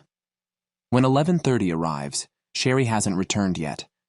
If she was going to be late, I thought she would at least text me, but I'm not freaking out or anything. I initially assumed she might have been caught in traffic. I thought, what kind of traffic lasts this long? When midnight finally arrived. Did she choose to travel to a different city by car? I was searching on Google by 1 a.m. Is spontaneous combustion a result of stress? Because I was on the verge of losing it. Midnight comes and goes, and still nothing. At this point, I'm starting to get a little worried. I texted her like, hey, everything okay? What time are you heading back? No response. I called her phone, and it went straight to voicemail. Now I'm thinking, all right, maybe her phone died or something. But still, I couldn't help but feel uneasy. By the time it hit 1 a.m., I was pacing around her living room, trying to stay calm. I mean, what if something happened to her? It's not like her to completely ghost me. I kept checking my phone every 5 minutes, hoping for a message. Nothing. I didn't want to overreact, but I was stuck in this weird place where I didn't know if I should be mad, worried, or both. Meanwhile, Penelope was sound asleep, completely oblivious to the chaos brewing. By 1 a.m., my brain was spiraling through every possible scenario. Was she okay? Did she run off to join a cult? Was she plotting a surprise heist? I kept pacing the living room like a detective, piecing together a mystery with no clues. Finally, at 3 a.m., my phone buzzed. I nearly gave myself whiplash, grabbing it thinking Sherry had been abducted by aliens or something. Nope. Her text just casually said, staying at a friend's. See you tomorrow. Like she was texting a concierge, not the person watching her kid all night. All it said was, hey, I'm staying at a friend's tonight. It's late, so I'll just come back tomorrow. That was it. No apology? No. Thank you for staying up all night. Nothing. I sat there staring at my phone like, are you kidding me? I didn't even know how to respond. I was relieved she was okay and not like in a ditch somewhere. But I was furious. She didn't even bother to let me know until hours after she was supposed to be back.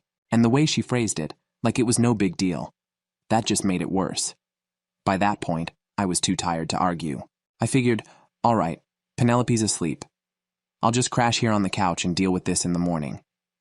But let me tell you, trying to sleep when you're both exhausted and annoyed is a nightmare. I kept tossing and turning, replaying the whole evening in my head, and wondering what the hell Sherry was thinking.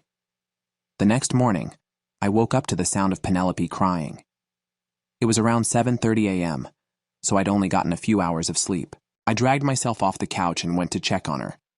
She was fine, just hungry, and probably wondering where her mom was. I got her some breakfast and tried to keep her entertained while I waited for Sherry to show up. Around noon, Sherry finally called. She didn't sound sorry or even remotely concerned about how the night went down. Instead, she was all cheerful, like, hey, thanks so much for watching, Penelope. I really needed that. Can you keep her for the rest of the day? I've got some things I need to take care of. At that point, I was already annoyed, but I didn't want to argue in front of Penelope. So I said, yeah, I can watch her today, but you need to come get her later. Sherry agreed. Yeah, sure. And I thought, okay, at least this is almost over. But then she casually added, oh, by the way, I'm thinking about going out of town for a few days. It's just a short trip, but I'll need you to watch Penelope while I'm gone. She said it like it was the most normal thing in the world, like I didn't have my own job or life to deal with. I was stunned. I didn't even know how to respond. I tried to push back a little, saying, Sherry, I've got work this week. I can't just drop everything to babysit for several days. But she brushed it off, saying, oh, you'll figure it out. Penelope loves you and you're so good with her. Everything will be well. Then she hung up. I stared at the phone, like she just asked me to build a spaceship. I mean, I like Penelope, but she's a toddler, not a Tamagotchi. You can't just hand her over and say figure it out for the rest of the day. I was in this weird headspace where I didn't know what to do. I felt bad for Penelope because she didn't ask for any of this, and it wasn't her fault. But what on earth is Sherry's mind for assuming I'd drop everything to take care of her kid? It wasn't fair to me, or to Penelope. That night I started thinking about my options. I could just suck it up and try to make it work. But I knew that wasn't sustainable. I didn't have the experience or the bandwidth to take care of a toddler 24/7 for a week, especially with no warning. Plus, I had work the next morning, a job that I couldn't afford to mess up. But when my alarm went off at 6:30 a.m., I was already exhausted from barely sleeping the night before.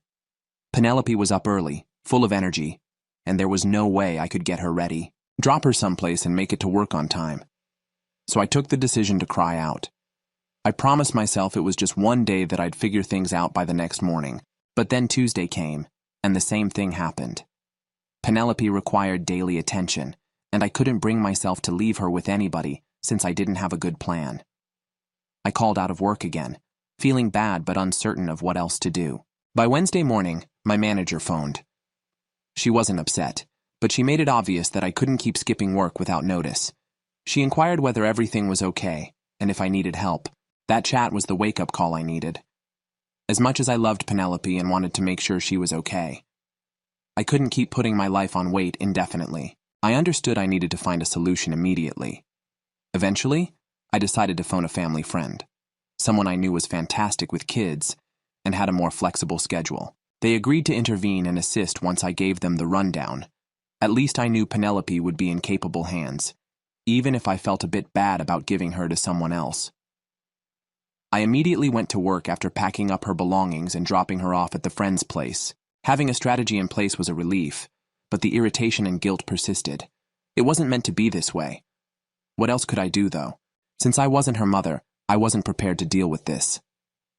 Sherry never once checked on Penelope. She didn't text or call. Nothing. It still annoyed me, even though I assumed she would be packing or something. At the very least, wouldn't you want to know how your child was doing? Particularly considering that you recently abandoned her for an unknown amount of time with someone else. Everything about it seemed strange. I was furious. Sherry texted me when I got up the following morning. It was a very informal communication, such as, "Hey, I wanted to inform you that I will be leaving this afternoon. I sincerely appreciate your assistance with Penelope. You save lives. You save lives." That's how she referred to me. She could just phone me anytime she wanted a break. I was at my breaking point. In an attempt to remain composed, I responded back to express my disapproval of the way she had handled things. "Sherry, I don't think you understand how much you're asking of me," I remarked. "I can't just quit my full-time work to spend a week taking care of Penelope.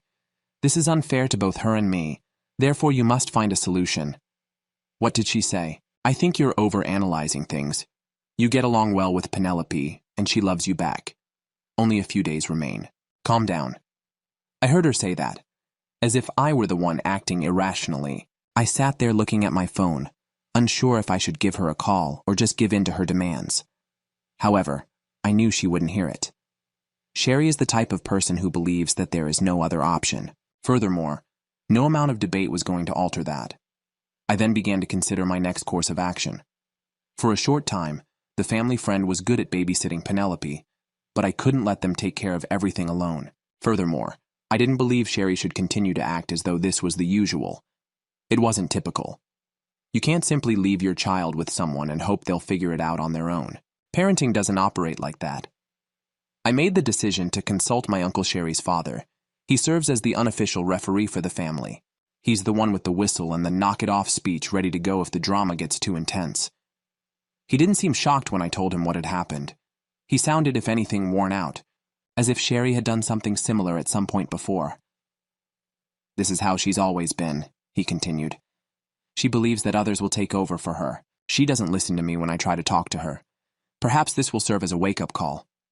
She needs to be awakened." Perhaps he was correct. Perhaps someone really taking action would be the only way Sherry would understand how serious this was. However, I didn't want to exaggerate, but I also couldn't continue to condone her actions. At that point, I began to consider CPS. I certainly didn't take it lightly, and it wasn't an easy notion to have. Sherry's actions were more than simply inconvenient, though. It was careless to abandon your child without a clear strategy, without communication, and without any genuine concern for her welfare. That is just unacceptable. One of the most difficult choices I've ever had to make was calling CPS. I was always questioning if I was acting appropriately, or whether I was exaggerating. However, whenever I considered letting it go, I would think of Sherry's nonchalant abandonment of Penelope, as if it were nothing. It wasn't insignificant. Her child's life was at stake, and someone had to intervene if she was unable to see that. I told the CPS employee about the last-minute babysitting, the poor communication, and how Sherry had abruptly gone without warning. I thought that this matter needed to be handled, but I made it obvious that Penelope was secure with the family friend. I sat there for a while after I hung up, simply trying to take it all in. I was aware that this would blow up in my face. I could already see Sherry yelling at me, accusing me of betraying the family, and bringing the rest of them into it since she wasn't the kind to take criticism well. However, I was also aware that I couldn't continue to ignore the situation. The family friend called me later that day. CPS had been in touch with them, and they were sympathetic to the situation. They promised to assist CPS in any way they could, and reassured me that Penelope was doing well. It was a great comfort to hear that. While all of this was going on, at least I knew Penelope was secure and receiving care. I didn't hear from Sherry that evening. Nothing. No calls, no texts. A part of me questioned whether she was even aware of what was going on. I was startled awake the very following morning by a loud knock on my flat door. The fact that I already knew who it was made my heart sink. Sherry was indeed there when I opened the door. It nearly made me chuckle. She was furious, but at least she recalled herself as a child. She had a crimson face. She appeared to have not slept at all, and her hair was in disarray. Before I could even close the door, she yelled as she entered like the Kool-Aid man. I thought she might yell, "Yes, indeed," following every sentence. "What on earth is the matter with you?" She paced my living room back and forth while shouting, "You reported me to CPS? Are you serious? Are you aware of what you have done?" She continued accusing people one after another before I had a chance to reply. She claimed that I had deceived her, destroyed her life, and portrayed her as a bad mother. She claimed that I was envious, vindictive, and unable to comprehend true accountability. She would interrupt me every time I tried to speak. Eventually, I simply stood there and listened to her tirade. To be honest, it was draining.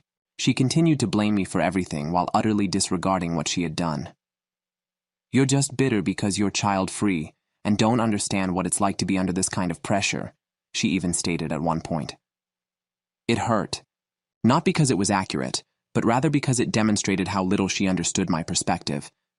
This had nothing to do with my being resentful, childless, or anything like. She had no strategy and no warning when she dumped her child on me. I eventually got a word in after what seemed like a lifetime. "Stop it, Sherry," I said, attempting to seem calm. "You are not the focus of this. It has to do with Penelope. You didn't ask whether I could take it, and you left her with me for a whole week. That's not acceptable. She is not my daughter, she is yours. The fact that I trusted you annoyed her." She fired back. "My family is meant to be you. Family members support one another. Instead, though, you reported me to the authorities. You realize how embarrassing that is? Her mother is me, not you, no one else, me. The point is just that," I replied, letting my annoyance finally come out. "Because you are her mother, it is your duty to ensure her well-being. You can't simply abandon me and go away. What if I was unable to cope?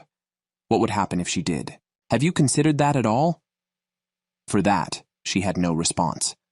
Rather, she continued to sidestep the issue, accusing me of exaggerating the situation and stating that I ought to have approached it differently. I asked her what she thought I should do. Simply accept it and continue to look after Penelope forever. She had no meaningful response. She obviously hadn't given this any thought. I was exhausted by the time she eventually departed.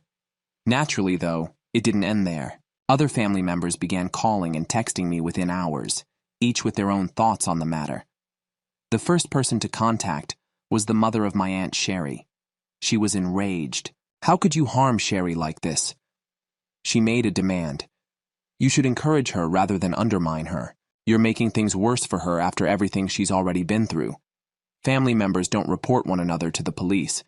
I attempted to give her my perspective, but she refused to listen. It was me who had unnecessarily inflamed the situation. "You ought to have just spoken to her," she insisted. Like I hadn't tried it before. It seemed as though nobody wanted to admit that Sherry was the one who initially placed me in this predicament. Fortunately, not every member of the family opposed me. Later that day, I received a call from my uncle, who said he agreed with my choice. "You made the correct decision. Sherry must be held responsible for her acts," he added. "This has nothing to do with punishing her. The goal is to ensure Penelope's safety." Although it was comforting to hear that, it didn't make the remaining family turmoil any less difficult to handle. Work also turned into a nightmare. I was continually distracted by the incessant buzzing of calls and texts on my phone, wondering what new drama was in store for me. Each time I looked at my alert, because I never knew which family members were upset with me until they brought it up, I even began to fear social gatherings. Everywhere I looked seemed to be someone telling me what I ought to have done differently. And Sherry herself came next. She didn't get in touch with me directly after her first outburst at my flat, but I could tell she was still upset. Other family members would tell me that she was telling everyone how I had deceived her and ruined her life. The fact that she gave Penelope no attention at all during her ordeal was the most painful thing. It had nothing to do with her daughter's best interests. Sherry was trying to avoid taking on responsibility and save face. She never once inquired about Penelope's well-being or expressed any worry about how the circumstance could have affected her. She was the main focus, and she felt that it was unjust. CPS was investigating the matter, while Penelope continued to reside with the family acquaintance. I thought it would be a wake-up call for Sherry, but I had no idea what the result would be. She had to own up to her mistakes and begin prioritizing Penelope's needs, but it was anyone's guess whether she would truly do it. The week continued like an endless marathon of second-guessing, fights, and guilt trips. At last, however, things began to escalate. After completing their preliminary evaluation, CPS chose to schedule a meeting with Sherry. Although I wasn't personally engaged, our family friend who had been keeping an eye on Penelope informed me that CPS was determined to ensure Sherry realized the seriousness of the situation. I felt an odd mixture of comfort and fear when I heard that. I felt affirmed on the one hand. Conversely, I was aware that the true consequences were still to come. My uncle phoned me one day. He wanted to let me know what was happening after speaking with Sherry. He added in a frustrated tone, "As usual, she's furious. However, I believe she is beginning to understand that this will not simply go. She is not thrilled that CPS is making her go through some hassles." I said, "What kind of hoops?" "For a period, she must attend a parenting class and have frequent meetings with a social worker.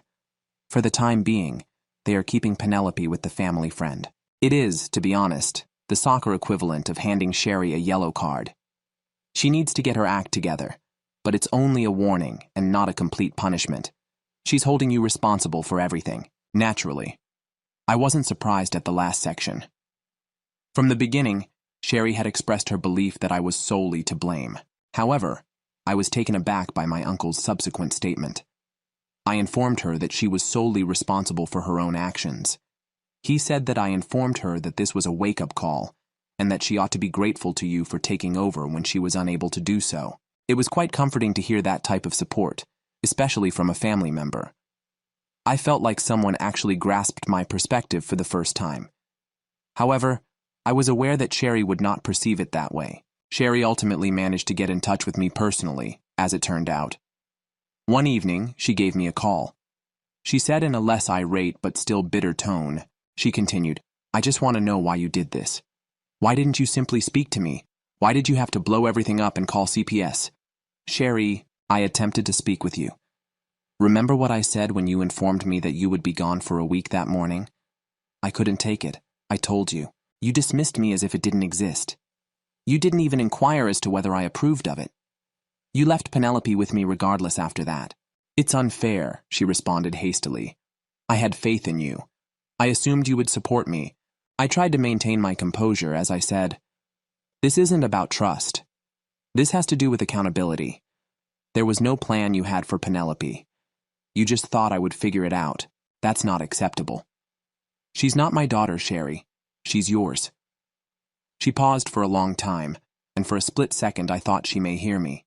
"You could have just handled it quietly," she added. "CPS didn't need to be called. You have no idea how embarrassing this is for me." I let out a sigh. "Sherry, please be understanding. This isn't meant to make you seem bad. This is to ensure that Penelope is secure and that you recognize the gravity of the situation. You can't just abandon her like that and leave your child in the care of strangers. She hung up after muttering something about my being emotional and comparing phoning CPS to neglecting to water her plants. In the days that followed, the family drama began to settle, at least on the surface, even though it wasn't the resolution I had hoped for. Penelope remained with the family friend for a little while longer, while CPS kept working with Sherry. Eventually, my aunt stopped phoning me, but I have a strong suspicion that she still harbors resentment. For a time, the group chat was silent, which was actually a good thing. I believed that everyone was simply exhausted from all of the arguments. For my part, I began concentrating on returning to a semblance of normalcy. I put all of my energy into my career, made new acquaintances, and tried my best to ignore the tension that still existed with some family members. Regaining my time and energy felt fantastic, even if it wasn't easy. A few weeks later, the family friend who had been keeping an eye on Penelope texted me one day.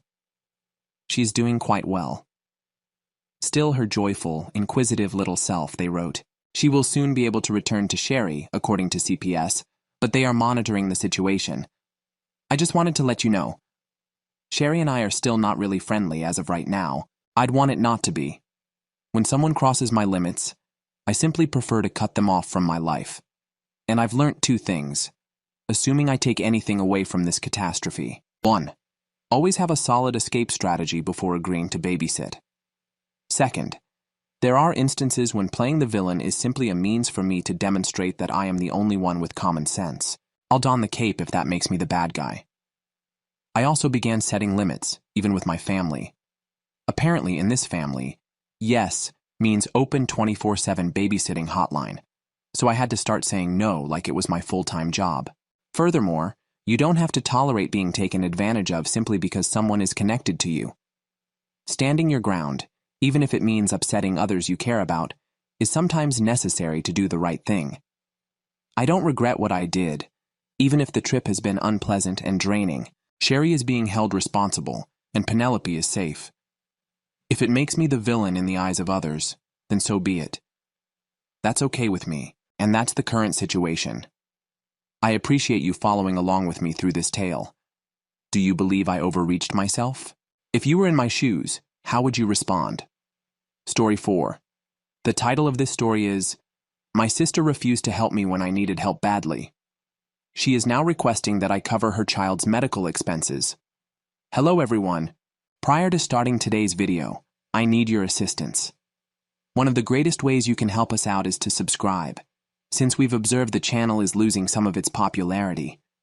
It's simple, free, and helps us continue to provide you with amazing content. Your assistance is much appreciated. Together, let's continue to build this channel. Many thanks. Let's begin the video now. Hello everyone. Throw away since my relatives and sister are the type of individuals who would definitely share my article to support a claim. Here's the thing then.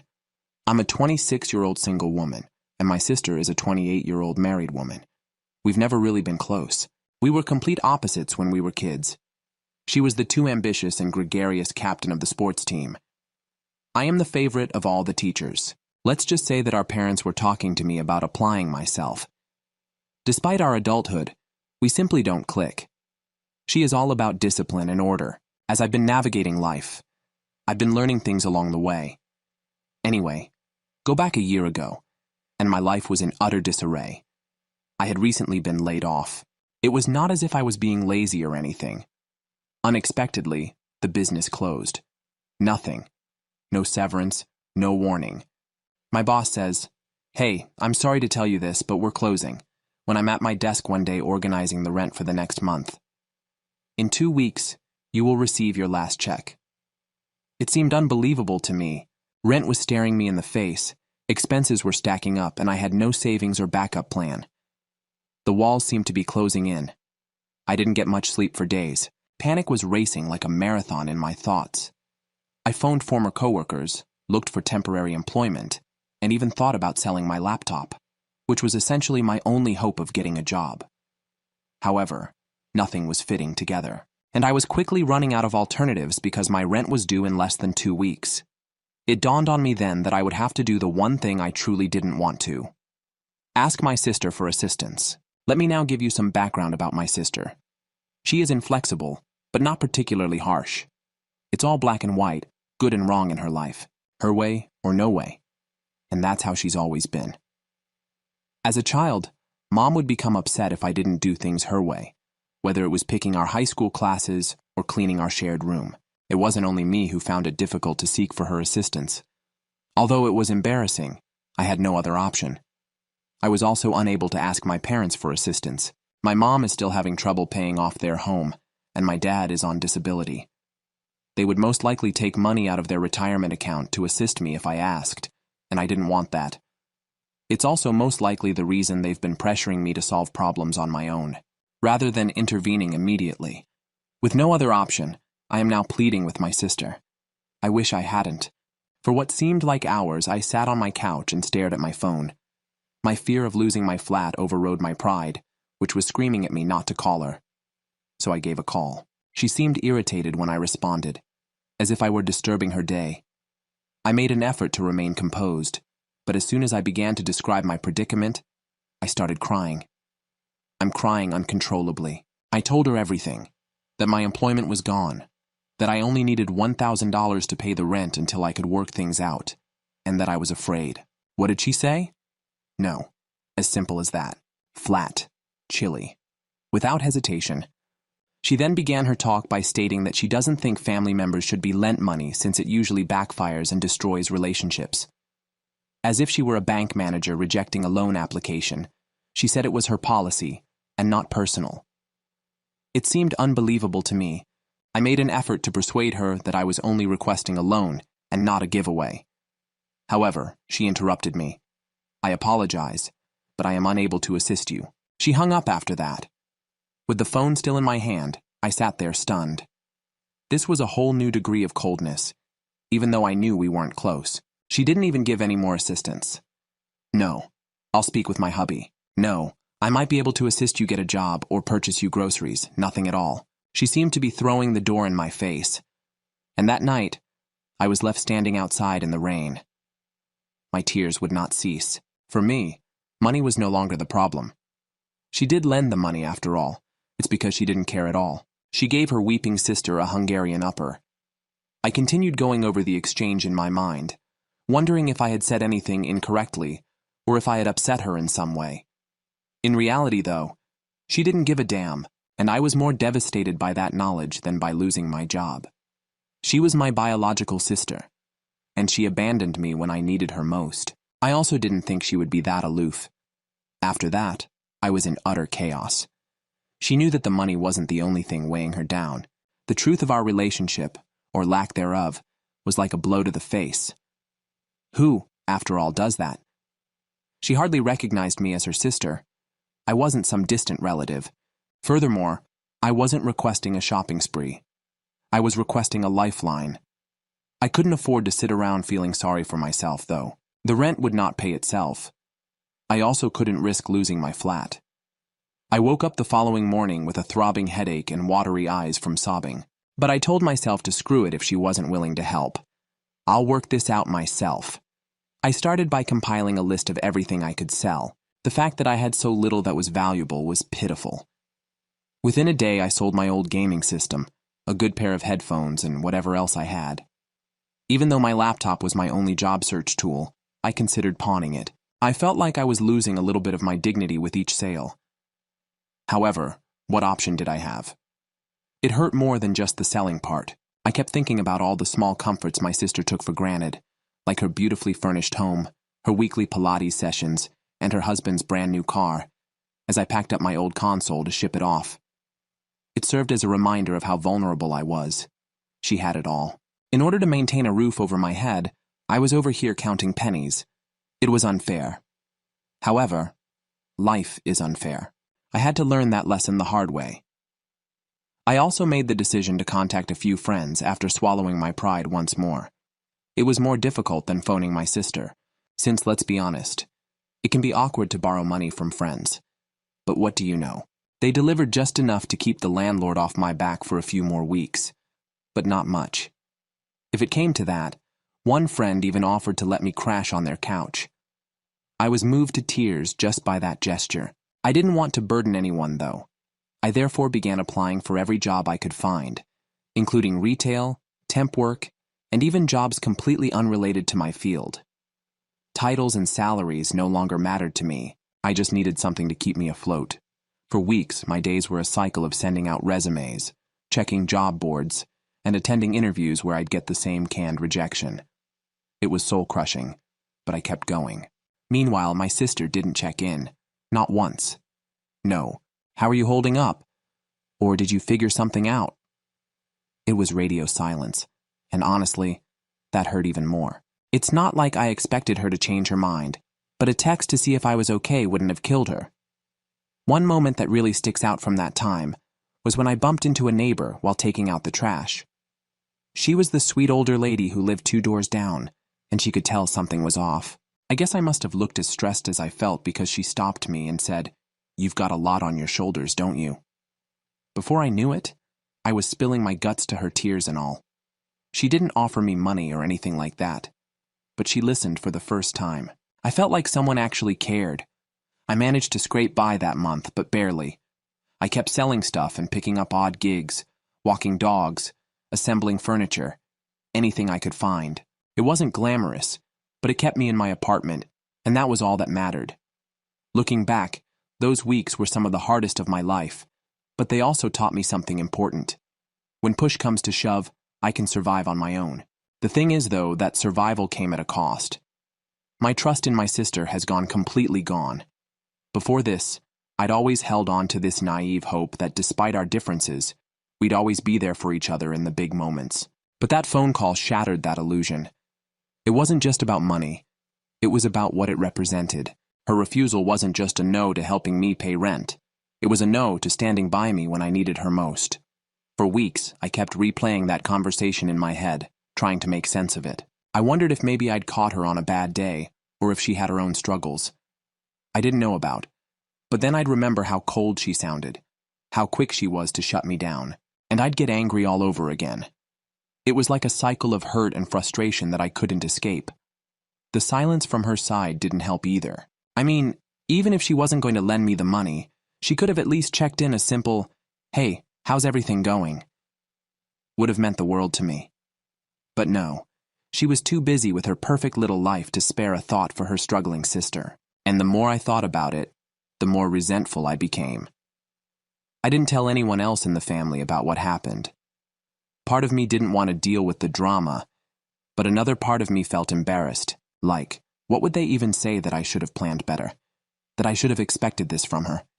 It felt easier to keep it to myself and focus on moving forward, and I did move forward eventually. 2 years later, life looked a lot different for me. After months of grinding at that temp job, I finally landed a stable position with a decent salary. It wasn't glamorous, but it paid the bills, gave me room to breathe, and most importantly, helped me rebuild my life. I didn't hear much from my sister during that time, and honestly, I preferred it that way. It wasn't like we ever had weekly catch-ups before and after what happened. The idea of talking to her felt like reopening a wound that hadn't fully healed. I knew I should have been over it by then, but the resentment lingered. I mean, how do you forget something like that? Sure, I was doing better today, but that didn't erase the fact that when I'd needed her the most, she'd shut the door in my face. So imagine my amazement when my phone buzzed one evening and there it was, her name lighting across my screen. For a second, I thought it must have been a mistake. She never phoned me. Ever. My initial inclination was to ignore it, but I wanted to know why she's calling, and the moment I said hi, I sensed something was wrong. She was weeping, not the delicate, sniffly type of sobbing you hear in movies. This was full-on weeping. It took her a minute to calm down enough to even get the words out, and when she did, I couldn't believe what I was hearing. Her husband had been laid off a few months previously, and they were suffering. On top of that, her 3-year-old kid, my niece, required a medical treatment that insurance wouldn't pay up front. She was requesting my assistance since they needed one-off $100. In startled silence, I sat there attempting to take in what she had just said. When I needed $1,000 to keep my flat, this was the same sister who had turned me away. The same sister who had warned me against lending money to relatives was now pleading with me to save her. She must have seen I was hesitating, because she immediately began to speak about how serious the issue was. Her voice broke as she continued. It's for my daughter. We have no one else to turn to, and she is still a baby. She nearly pleaded with me over the phone. Please, as soon as we get compensated, I will refund you. I promise. The problem is this. I adore my niece. In all of this, she is utterly innocent, charming, and adorable. Even though I loved her, I couldn't deny the irony of the circumstance. I had been the one on the other end of that phone 2 years prior, terrified, and in a terrible situation, and my sister had immediately cut me off. She was now waiting for me to intervene and save the day. I'm sorry, but I can't help you, I said after taking a long breath. The other end was silent. I could practically hear her inhaling deeply, preparing for what I knew was about to happen. Then she burst as if a switch had been flipped. How did you accomplish this? She let out a scream. It's not about me here. It has to do with my daughter. Your niece? How can you retaliate against me by punishing an innocent child? What sort of individual does that? I put the phone down for a moment, astonished. You're petty, vindictive, selfish. You're exactly that, selfish. Slow down, I urged. Right now, you're not being fair. No one is being punished by me, not to mention my niece. But because you haven't even been truthful with me, I won't give you any money. Tell the truth to you, she yelled. What on earth does that mean? Do you now believe that I'm lying about my daughter's health? You've really fallen low, haven't you, God? You weren't upfront about where the money would go, I said. But I didn't say that. I discovered that a significant portion of it is for other things, even though you said it was entirely for medical bills. That's not acceptable. You are aware of it. She didn't even respond to my words. Rather, she intensified her efforts. You don't understand what it's like to be in my shoes. My spouse is unemployed. I'm trying everything I can to keep our family afloat, but we're drowning in expenses. But you're judging me as though you're so much superior while perched on your high horse. This isn't about me being better or worse, I told her. Boundaries are at issue here. I was in a bad place 2 years ago. You refused to help me when I asked for it. All right. You made that decision, but you're in a similar predicament now, and you think I'll just forget about it and save you. Do you see the injustice of that? You have no right to draw comparisons between this and what occurred 2 years ago, she yelled. You had rent to pay. Having to pay for my child's medical care is not the same as that. You've reached adulthood. It was something you could have done yourself, and I did. I fired back. I had no choice but to sort things out on my own. And you know what? There are other options available to you. Make a sale. Take out smaller loans from others. Establish a payment schedule. However, don't stand here and blame me for not jumping in to make things right. She answered, Oh, so you're going to lecture me now? Coming from someone who has always been a screw-up, that's rich. Your jealousy stems from the fact that I've done better for myself. And now you're retaliating against me in a terrible way. Are you jealous? With a sour laugh, I repeated. Do you believe that envy is at play here? No, sweetheart. This is about you revealing who you really are. By refusing to assist me, you established the guidelines for our relationship. Now I'm just following the same guidelines. Perhaps you need to have considered it before she returned with one final remark if you don't like it. You have no compassion. Utterly callous. I hope you can accept the fact that your foolish resentment is causing your niece to suffer. She gave a loud scoff. She hung up, and there was a loud click. For a while, I sat there trying to take in everything that had just transpired. A part of me felt a strange sense of relief, and another part wanted to cry. For the first time, I had resisted her, and despite the pain and mess, I knew it was the right thing to do. Here's the problem, though. It wasn't petty of me. I wasn't even seeking retribution. All I was doing was holding her to the same expectations she had placed on our relationship. It was she who had pointed out that we were not the type of family that supported one another. She was upset that I was abiding by the rules she had established. Everything was blown up by that conversation. My mother called me within hours, demanding to know what had transpired. My sister had apparently gone straight to our parents and accused me of being a cold-hearted monster who was allowing my niece to suffer out of spite. It's not about your sister. It's about your niece, my mother pleaded with me. My father, who usually avoided our drama, called me to express his disappointment in me. To put it mildly, It was overwhelming. I had the impression that everyone was against me, and that nobody was interested in hearing my side of the story. However, the more I considered it, the more I understood that it was the right thing to do. What message would it send if I caved in now, that she was free to treat me as she pleased? I would still rush to her aid whenever she needed me. No, thank you. It wasn't an easy choice, though. I couldn't stop thinking about my niece and how she wasn't at fault for anything. I wanted to help, but every time I thought about it, I kept thinking about what my sister had said 2 years prior. I apologize, but I am unable to assist you. The family's tension only increased over the course of the following few days. In an attempt to persuade me to change my mind, my parents called me repeatedly. In a barrage of irate texts, my sister accused me of being ungrateful and cruel. She even attempted to get some members of my extended family to band together against me at one point, but fortunately, they refrained. In the meantime, I kept thinking that there was more to the story than she was telling. I decided to do some research because I didn't feel comfortable with the situation as a whole.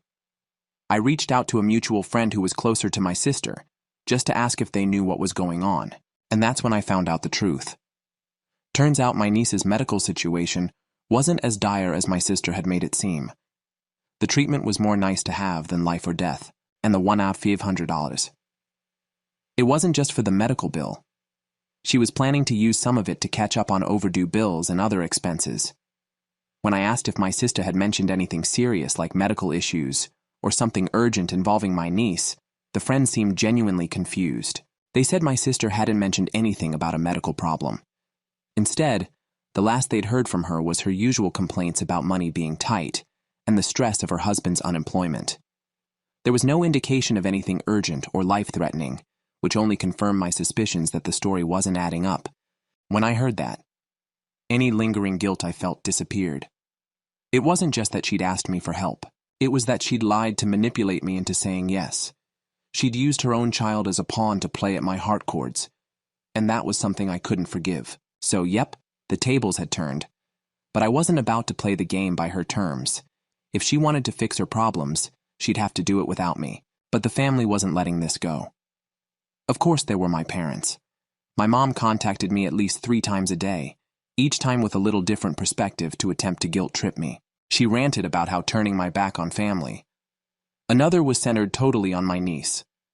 "You could not care about your sister," she added. "But what about that adorable young girl? What has she ever done to you?" My dad, who typically avoided these situations, called once to warn me that I was being cold and selfish. It was terrible to hear, even though I knew they didn't know the complete story. I attempted to present my argument. When I required my sister's assistance 2 years ago, I told my mother exactly what she had said. I reminded her that I had managed to get by without the family's help, just providing emotional support. My mother, however, wouldn't have it. That was not the same. "You don't have a child to think about," she remarked. She seemed indifferent to the fact that I had been equally terrified and frantic. The fact that my niece needed assistance and I wasn't providing it was all that mattered to her at this point. And then there were my sister's texts, of course.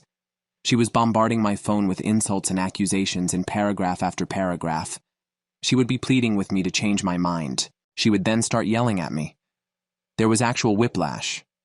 If you can call it that, my favorite text was a 6-part tirade about how fortunate I was to be able to assist and how I had no idea what it was like to suffer. I almost threw my phone across the room at that one. "Oh, I don't know what it's like to suffer," was the response I truly wanted to give. "Remember when I sobbed to you over losing my flat 2 years ago? However, I didn't. To be honest, I didn't want to waste the energy since I knew it wouldn't reach her. She once attempted to include some members of our extended family in the chaos. When I woke up one morning, I was inundated with texts from aunts, cousins, and even a few family acquaintances, all of whom were asking how I could have let my niece to suffer. The majority of them were unaware of the entire story. Her version, which I'm sure made me seem like the villain of the century, was just heard by them. In order to take a break from the incessant alerts, I ultimately put half of them on mute. However, my sister's decision to involve our parents even more directly was what truly made me lose it. She used my niece as a prop in her twisted guilt campaign when she arrived at their place one day with her. Later that day, I got a call from my mother. As if I didn't already know where this conversation was headed, she added, "Your niece was here today." She finds it incomprehensible that her aunt refuses to assist her mother. I felt like screaming. My niece wasn't at fault. I was aware of that. However, it infuriated me that my sister was prepared to use her own child as a weapon in this conflict. It was deceptive. It's simple. And that simply strengthened my resolve to defend my position. It was difficult to get rid of the guilt, though. I always had this pain in my chest when I thought of my niece. She was only a child, utterly innocent throughout this entire situation. She had no right to get embroiled in our family's issue. I finally came to the conclusion that I had to take charge of the story. I could no longer allow my sister to fabricate a tale to paint me in a negative light. I thus made the decision to share some information on the family group chat. We pretend to be kind and give each other phony praises in our large family group chat. You are aware of the kind. This is my writing. Hello, everyone. I believe there has been some miscommunication. Therefore, I would want to clarify what has been happening. I turned to my sister for support 2 years ago while I was going through a difficult time. I requested a $1,000 loan because I was in danger of losing my flat. No, she answered, which she decided to do. And despite the pain, I appreciated that. Okay, so now. In addition, my sister requested $1,500 from me. I initially believed it was for my niece's medical expenses, but I subsequently learned that was not the full truth. The majority of the funds were used for other purposes. I'm not disclosing this to make anyone feel ashamed. I just want to give you my reasoning for my choice. I don't think it's fair to change the story to make me appear like the bad guy, and I don't think it's acceptable to be misled. I would never want my niece to suffer because I adore her. However, things are more complicated than they have been presented as. If it's really necessary, I'm glad to provide direct assistance with my niece's medical expenditures, but I won't provide money without explanation. I hope that everyone can see my point of view. I silenced the conversation as soon as I sent it. The stress of waiting for responses was too much for me to bear. I decided to take a stroll in order to decompress. There were more than 50 messages by the time I returned. The majority were from my sister, who was obviously inconsolable. I needed to tell my parents the truth, but I didn't want to confront her about lying to everyone. I knew that if I just accused her of lying, people wouldn't believe me. They would require evidence. In order to find out how to pay for the treatment my sister said was needed, I made the decision to phone the hospital the next day. They explained that there was no record of any patient with my niece's name registered for treatment, and they were courteous, but firm. I then collected everything and sent it to my parents. There was no other way to show them that my sister had made the whole thing up. My dad was furious, but my mom sounded relieved. "Why didn't she share any of this with us?" he inquired. I had nothing to say. I also didn't understand my sister's behavior. Was it pride? Anxiety? Or did she simply lose her ability to be honest because she was so accustomed to controlling others? I was done with the drama, lies, and family strife that had lasted for weeks. I'm over letting my sister manipulate me, over being guilt-tripped, and over the never-ending back and forth. It was time to take command and establish limits with my whole family, not just with her. I therefore contacted my parents once more. I was exhausted by their constant pressure to make things right, even though I knew they were caught in the middle of trying to mediate and maintain harmony. To be clear about my position, I gave them a separate call. When I chatted with my mother, I informed her that although I love her, my sister and I are in a poisonous relationship. I've given my explanation and gone above and beyond to personally offer my niece assistance. I can't get involved anymore, though, as we now know that she lied about the medical costs. Please quit pressuring me to alter my opinion and respect my choice. She let out a long sigh, and for a few seconds I thought she may disagree, but I was taken aback. "I get it, honey," she murmured softly. "I really detest witnessing the family in this state." I said, "I do too. But I'm not to blame for this.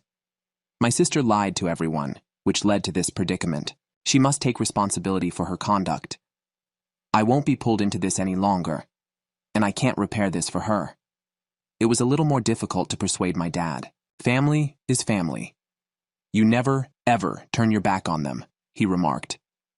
I answered, "Dad, I didn't turn my back on her. When she made herself appear like a victim by lying and manipulating the situation, she betrayed all of us. Did you see the hospital's proof? My niece was not scheduled for any therapy. She's attempting to use guilt to get me to clean up her mess after making it all up. Families are not meant to do that. After that, he remained silent, but I could see he was thinking about it. At least I had spoken my opinion, even if I knew he wouldn't agree with me entirely. I also decided to ban my sister's phone number. Every encounter with her had been poisonous, so even though it seemed severe, I needed time to recover before blocking her. I had one final message for her. I will always be there for my niece if she really needs me because I adore her. But I can't keep arguing with you like Wei. It's not good for us both. I'm hoping we can mend our connection someday, but I need room for now. Please be mindful of it. I blocked her before she responded. To be honest, I didn't think she would. Although I was aware that she would continue to try to cause trouble, at least I had made a move to keep my peace. I felt like I could breathe again after setting those boundaries. I had time to think about all that had transpired for the first time in weeks. The hurt, the rage, and the never-ending doubt about whether I had made the correct decision. All of it had worn me down. I still felt guilty about my niece, though. In all of this chaos, she was the one person who genuinely deserved none of it. I chose to send a tiny care box to her. Nothing overly ostentatious, only a few books and toys that I knew she would like. I'm always here for you and I love you so much, I said in a handwritten message that I included. Enjoy these presents, I hope. Auntie. Love. To avoid speaking with my sister directly, I forwarded it to my parents, who agreed to forward it. I heard less and less about my sister as the weeks stretched into months. The group discussion subsided, and my parents stopped bringing her up as frequently. In any case, I didn't care if she had moved on, or was simply planning her next move.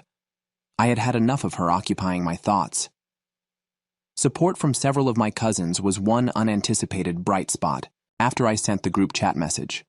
Some of them individually contacted me to express their admiration for the way I had managed everything. No one ever called her out, but one cousin even commented, "I've always felt like you're acted entitled." Well done for refusing to back down. It meant more to hear that than words can express. Even if it felt that way at times, it served as a reminder that I wasn't alone. After some time, I was able to think about my sister without getting a knot in my stomach. I was still skeptical about her. I didn't think I ever would. However, I no longer felt overwhelmed by the circumstance. I had found peace because I had decided to put my own health first, not because the issue had been settled. Who knows what the future will bring for my sister? We might be able to mend our connection someday, but I'm fine with staying away for the time being. Life is too brief to be mired in the poisonousness of others. The most valuable lesson I've taken away from all of this is the value of peace, and I won't give it up for anyone, not even my loved ones. Thank to all for reading. I look forward to reading your thoughts on this in the comments section. Story 2. I'm uneasy with my boyfriend's strong bond with his childhood teddy bear. Should I be concerned, or am I overreacting? Original article. All right now, please. Not a joke. This is serious. Additionally, this is a throwaway account, and I made a mistake by typing throw away instead of throw when I wrote my name. My relationship with my boyfriend is quite new, having just been together for 3 months. Apart from this one detail, everything is going smoothly so far. This teddy bear belongs to him. Let's give him the name Teddy. My partner has always had Teddy in his life. He received him at birth. When? The right age to take a child's teddy bear away is about age 5 or 6, or whatever. Teddy's parents attempted to remove him from him. He wept and yelled so loudly that he never stopped.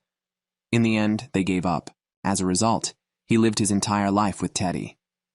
About a week after we started dating, he brought up Teddy to me.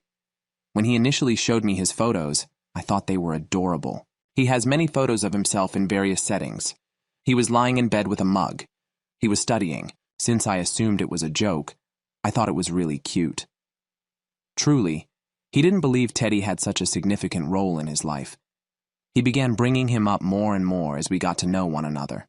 When he had to return to his apartment, he would frequently joke about him. "I have to return," he would remark. "Teddy is awaiting my arrival." He would then text me later. "All right. I may fall asleep now that I've put Teddy to bed. I do not wish to rouse him once more." Adorable despite being a little strange. However, He actually began to talk about him all the time. He was always connected to what we were doing. I wish Teddy could have joined us, but he doesn't really like people, so I won't be inviting him to this party, etc. At least twice a week, he would send me selfies with himself. He also occasionally stated strange things, such as, "That's what Teddy and I do when we're alone," whenever we saw a sex scene in a movie. Or he said, "Oh, I lost it with Teddy a few years ago," when I asked him when he had lost his virginity. The jokes caused me to feel uneasy. He treats him like a baby all the time. His brother, his son. I found it really strange that he was sexualized. He merely chuckled when I told him it was strange, but I don't think he took me seriously. I informed him about a month ago that I didn't mind if he brought Teddy to my apartment when he was there. I was curious to finally see him in person, and could tell that leaving him was making him upset. I am unable to visit my boyfriend's apartment. There are rigorous regulations. He is unable to invite anybody. He took Teddy and all of his belongings with him when I drove to his apartment that day. He took him out of his luggage and had him kiss my cheek as soon as he got into the car. Like a dog would, he opened the window and got Teddy out of the car while we were driving. He claimed that Teddy rarely traveled in such a manner and that he was clearly content. Teddy has a strong scent. It's been 12 years since my boyfriend last bathed him. He kissed him and hugged him for the remainder of the drive. He has a strange quirk where he simply pats Teddy's back obsessively. Teddy used to be able to play music when you pressed his belly, which is why it makes an odd sound. Teddy's clothing is constantly rubbed between his fingers by him. As you may imagine, Teddy is not feeling well. He's gray today, but he was red once. He always puts Teddy's mouth on my mouth when we're in bed together. And because I think it's filthy, I always stay away from it. He doesn't listen to me when I tell him that I detest it. Every time we make love, he tries to get Teddy to touch my ears or boobs. I frequently find him standing between us. My boyfriend responds, "Oh no, he likes to watch," each time I throw him away. He frequently jokes that we have a threesome with Teddy, who is excellent at licking, and that they constantly engage in kinky activities together. I'm not a fool anymore. I am aware of the importance of communication. I made numerous attempts to speak with him, sometimes in a lighthearted manner as well, to avoid making him feel assaulted. For example, I once asked him if he had to choose between Teddy and me, who would he pick? "Teddy," he said. But he did so repeatedly and seriously. When he was massaging Teddy on my face and body, I informed him I didn't enjoy it. I told him that I thought their relationship was strange and far too intense, but each time, he made jokes, didn't take it seriously, and never really expressed his opinions to me. I should point you that he acts that way during any meaningful discussion. He never expresses his feelings to me and only makes inappropriate jokes. He was intoxicated when he said, "I love you first." It's getting difficult to deal with this. After being apart from him for 2 weeks, I felt somewhat relieved. Teddy would no longer be with me. However, he just sent me images, and I always questioned him, "What are you doing?" Or "What have you been up to today?" His response was to play with Teddy. I certainly didn't anticipate him to tell me that I was perfect today, which was a first. There aren't many compliments from him. "Really?" I asked when he stated that. "No, Teddy is perfect," was his exact response. "You follow him away." I simply stopped trying and didn't respond. I have 3 inquiries. 1. Am I going overboard? Am I the one who lacks sufficient tolerance? Am I just a dull girlfriend who can't accept a little childishness in her relationship? 2. What ought I to do? Should Teddy and I let him live their lives together? Shall I ask him to actually choose? Shall I simply beg him to stop making sexual jokes? For example, who am I to make such inquiries? I'm not sure. Should I advise him to quit acting strangely around his teddy bear? 3rd, how can I make him listen to me and take me seriously at last? Just so you know, my boyfriend and his teddy bear have a strange bond. He still makes extremely sexual jokes about him, frequently engaging me by touching my body, which makes me uncomfortable, even though he views him as a baby and a kid. How can I help? Update. I was surprised by how many responses I received. Thank you so much to everyone who sent messages when I woke up. I'm so freaked out by you all now. I'll let you know how it went, because I had to see him today. I'll surely have a serious conversation with him, but I'm not sure what to do yet. I'll make an effort. After that, I'll either give him another chance or bid him farewell, depending on his response. Top remarks. Chip underlined man 5674. Why am I still unmarried? Because Teddy, who is willing to perform 3 different methods and shit, is a great wingman. Am_ is used for underscore. Teddy looks amazing in a bright black light, I bet.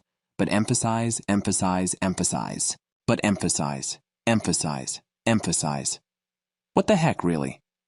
I've been married for a few years, and as a normal-looking woman, I encountered a lot of strange guys during my dating life. However, if I had mentioned even a little portion of this man's actions to my girlfriends, they would have organized an intervention to help me leave him as soon as possible. This is unacceptable, even if it was just an odd, childlike coping strategy. Teddy's use as a masturbation aid has been highly suggested by him. What? I adore my spouse. However, he might touch or kiss my pocket pussy without my permission if he started carrying it around. If there are women who are prepared to tolerate shots like this, they are like OP. I also don't see why you're attracted to Golden Mummy's actress Teddy Bundy's abortion lasagna, unless you're some sort of Ted Bundy freak. I'm very certain that I blocked this guy on Facebook after we were friends. He had multiple profiles, including one for Teddy, and would harass women excessively before blaming Teddy for it. He expressed his desire for one of my friends to be raped, then attempted to reorder on a new account while blaming Teddy. He makes the girls who block him or become angry with him. Angry because he is working on a comic book about him and Teddy. The bad guys they beat. You should flee if it's the same guy. He's completely insane. Edit. Since I have to wait 48 hours to block him again and he terrifies me, I didn't want to unblock his profiles. However, I came upon one of his numerous, seemingly abandoned profiles. I'm not sure if OP would recognize the name because he goes by an alias, but perhaps she will identify the bear because his profile is filled with pictures of the eerie old bear. It's Teddy. I sincerely hope that there aren't 2 of these eerie children out there. This guy's cover photo is a picture of a deceased rape victim lying face down in a field, taken at the scene of the crime. She must leave, change her phone number, and relocate if it's the same guy. Second edit. Regards. I got the silver and the gold. I am unable to respond to anyone at this time because the thread is locked, but OPP confirms that this is not Teddy. Update. I want to start by thanking each and every one of you. I was surprised by how many comments I received.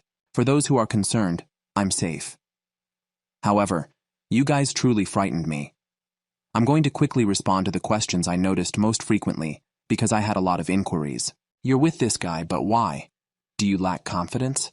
Why do you have such low expectations? Etc. Of course, I didn't record his most flattering description. He had friends, went to parties, studied, and was a typical person, except for this strange passion for teddy bears. He is a really well-liked individual. Indeed, despite the fact that I have no interest in such matters, he made me feel special and took me on dates. I genuinely believed he was a keeper.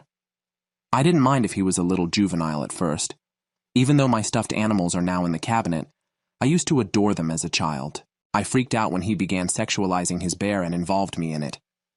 The issue is that it's quite difficult to determine if he's being serious or not. He's always cracking jokes. I was never able to determine whether or not I was overreacting because of this. Does he mean what he says? Or is he simply kidding? His disrespect for me and my boundaries, on the other hand, is something I truly didn't anticipate. But you guys helped me see it. It's sometimes simpler to observe things from an outside perspective.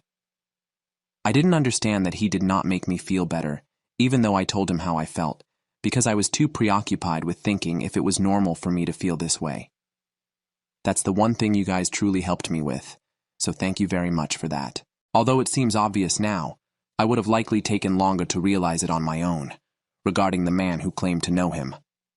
Abortion. Lasagna. I'm afraid it wasn't him. However, I sincerely appreciate your assistance. Get out. He will murder you. For example, he is a psychopath. He acts in a really strange way, but I don't see him doing harm to anyone. However, since you all had to base your opinions on what I stated, it's obviously easier for me to tell. His personality is completely different from that of a psychopath.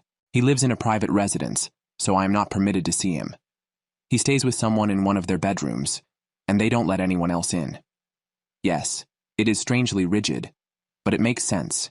Additionally, his sister confirmed to me once that she was unable to visit him in person. But one thing is certain, even if he might not have harmed anyone, he appears to be dealing with some major issues, and I'm not sure I can handle it. It's not real. It resembles the Ted movie. It may seem unbelievable, but it's all true. If any of you are interested, I have some photos of Teddy. My boyfriend won't stop talking about Teddy, so I know a lot about his past. I know because of this. Ted is a movie I've heard of but never seen. About a month ago, my boyfriend even proposed that we watch it. Thank you. Burn Teddy, make him vanish, etc. I gave it a lot of thought. In order to keep my boyfriend from thinking about him and to know exactly where he is, I frequently hide him when he takes him into my apartment. Nevertheless, it offers me a break even if he always ends up hunting for him. In the end, what did you do? I picked him up and we headed to my apartment because I was supposed to see him today. Teddy was there, of course, and my boyfriend made him kiss me and do other things when he got in the car. He stopped when I icily stated, "Stop, please." I started crying, so he listened when I said we needed to discuss. I was so stressed out by all of your remarks that I just broke down and started crying, even though I felt it would be difficult to start talking. I informed him that Teddy should no longer visit my apartment because I needed him to stop seeing him and that he should stop being so reliant on him. He was quiet at first, but then he explained that he didn't know why I felt so uneasy about it, that he was only kidding, that he knew Teddy wasn't real, and that it was painful for him to see that I believed he had a problem. I told him I needed a break since I was so disappointed in his response. I'm currently in his apartment, which I drove him back to. Edit. Everyone claims that the post has been removed.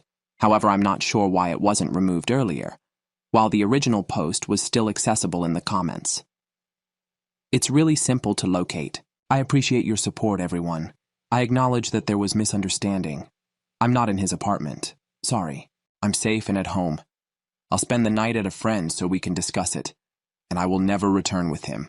All night long he sent me awful messages that made me decide I would never see him again. Have a good day. And once again, thank you for your assistance. For anyone who would want a photo of Teddy, I will send one shortly. But first, I need to get ready for school. Don't worry, I won't reveal my best friend's face. Top remarks. Ursula. Vern. Even though he was occasionally making jokes, it was painful for him to realize that I believed he had a problem. Considering what he was doing, he most definitely still has a problem. He is attempting to normalize his actions. It's not typical. He requires counseling. I'm happy to see that you're okay and having a break. Opie. I appreciate the update. Pretty anonymous. Really. It was hinted that this guy had an ex-girlfriend who didn't like Teddy. They were no longer together in part because of this. Frequently took Teddy everywhere so they could have sex with Teddy on the Opie. Teddy would not be cleaned or kept hygienic by West in any way. It's quite sad that the OP believes he has a problem, since when she expressed her concern, he would laugh it off and carry on with the behavior. CK, what the F asterisk? He obviously has at least one issue. Which issue it is depends on how much we think Teddy is genuine, but there is at least one in any scenario that might possibly exist. ETA. The more I consider this, the less unsettling issue seems to be his genuine belief that Teddy is real in some way. I appreciate you watching. Please click the notification bell if you haven't already, in order to receive updates on additional startling real-life stories.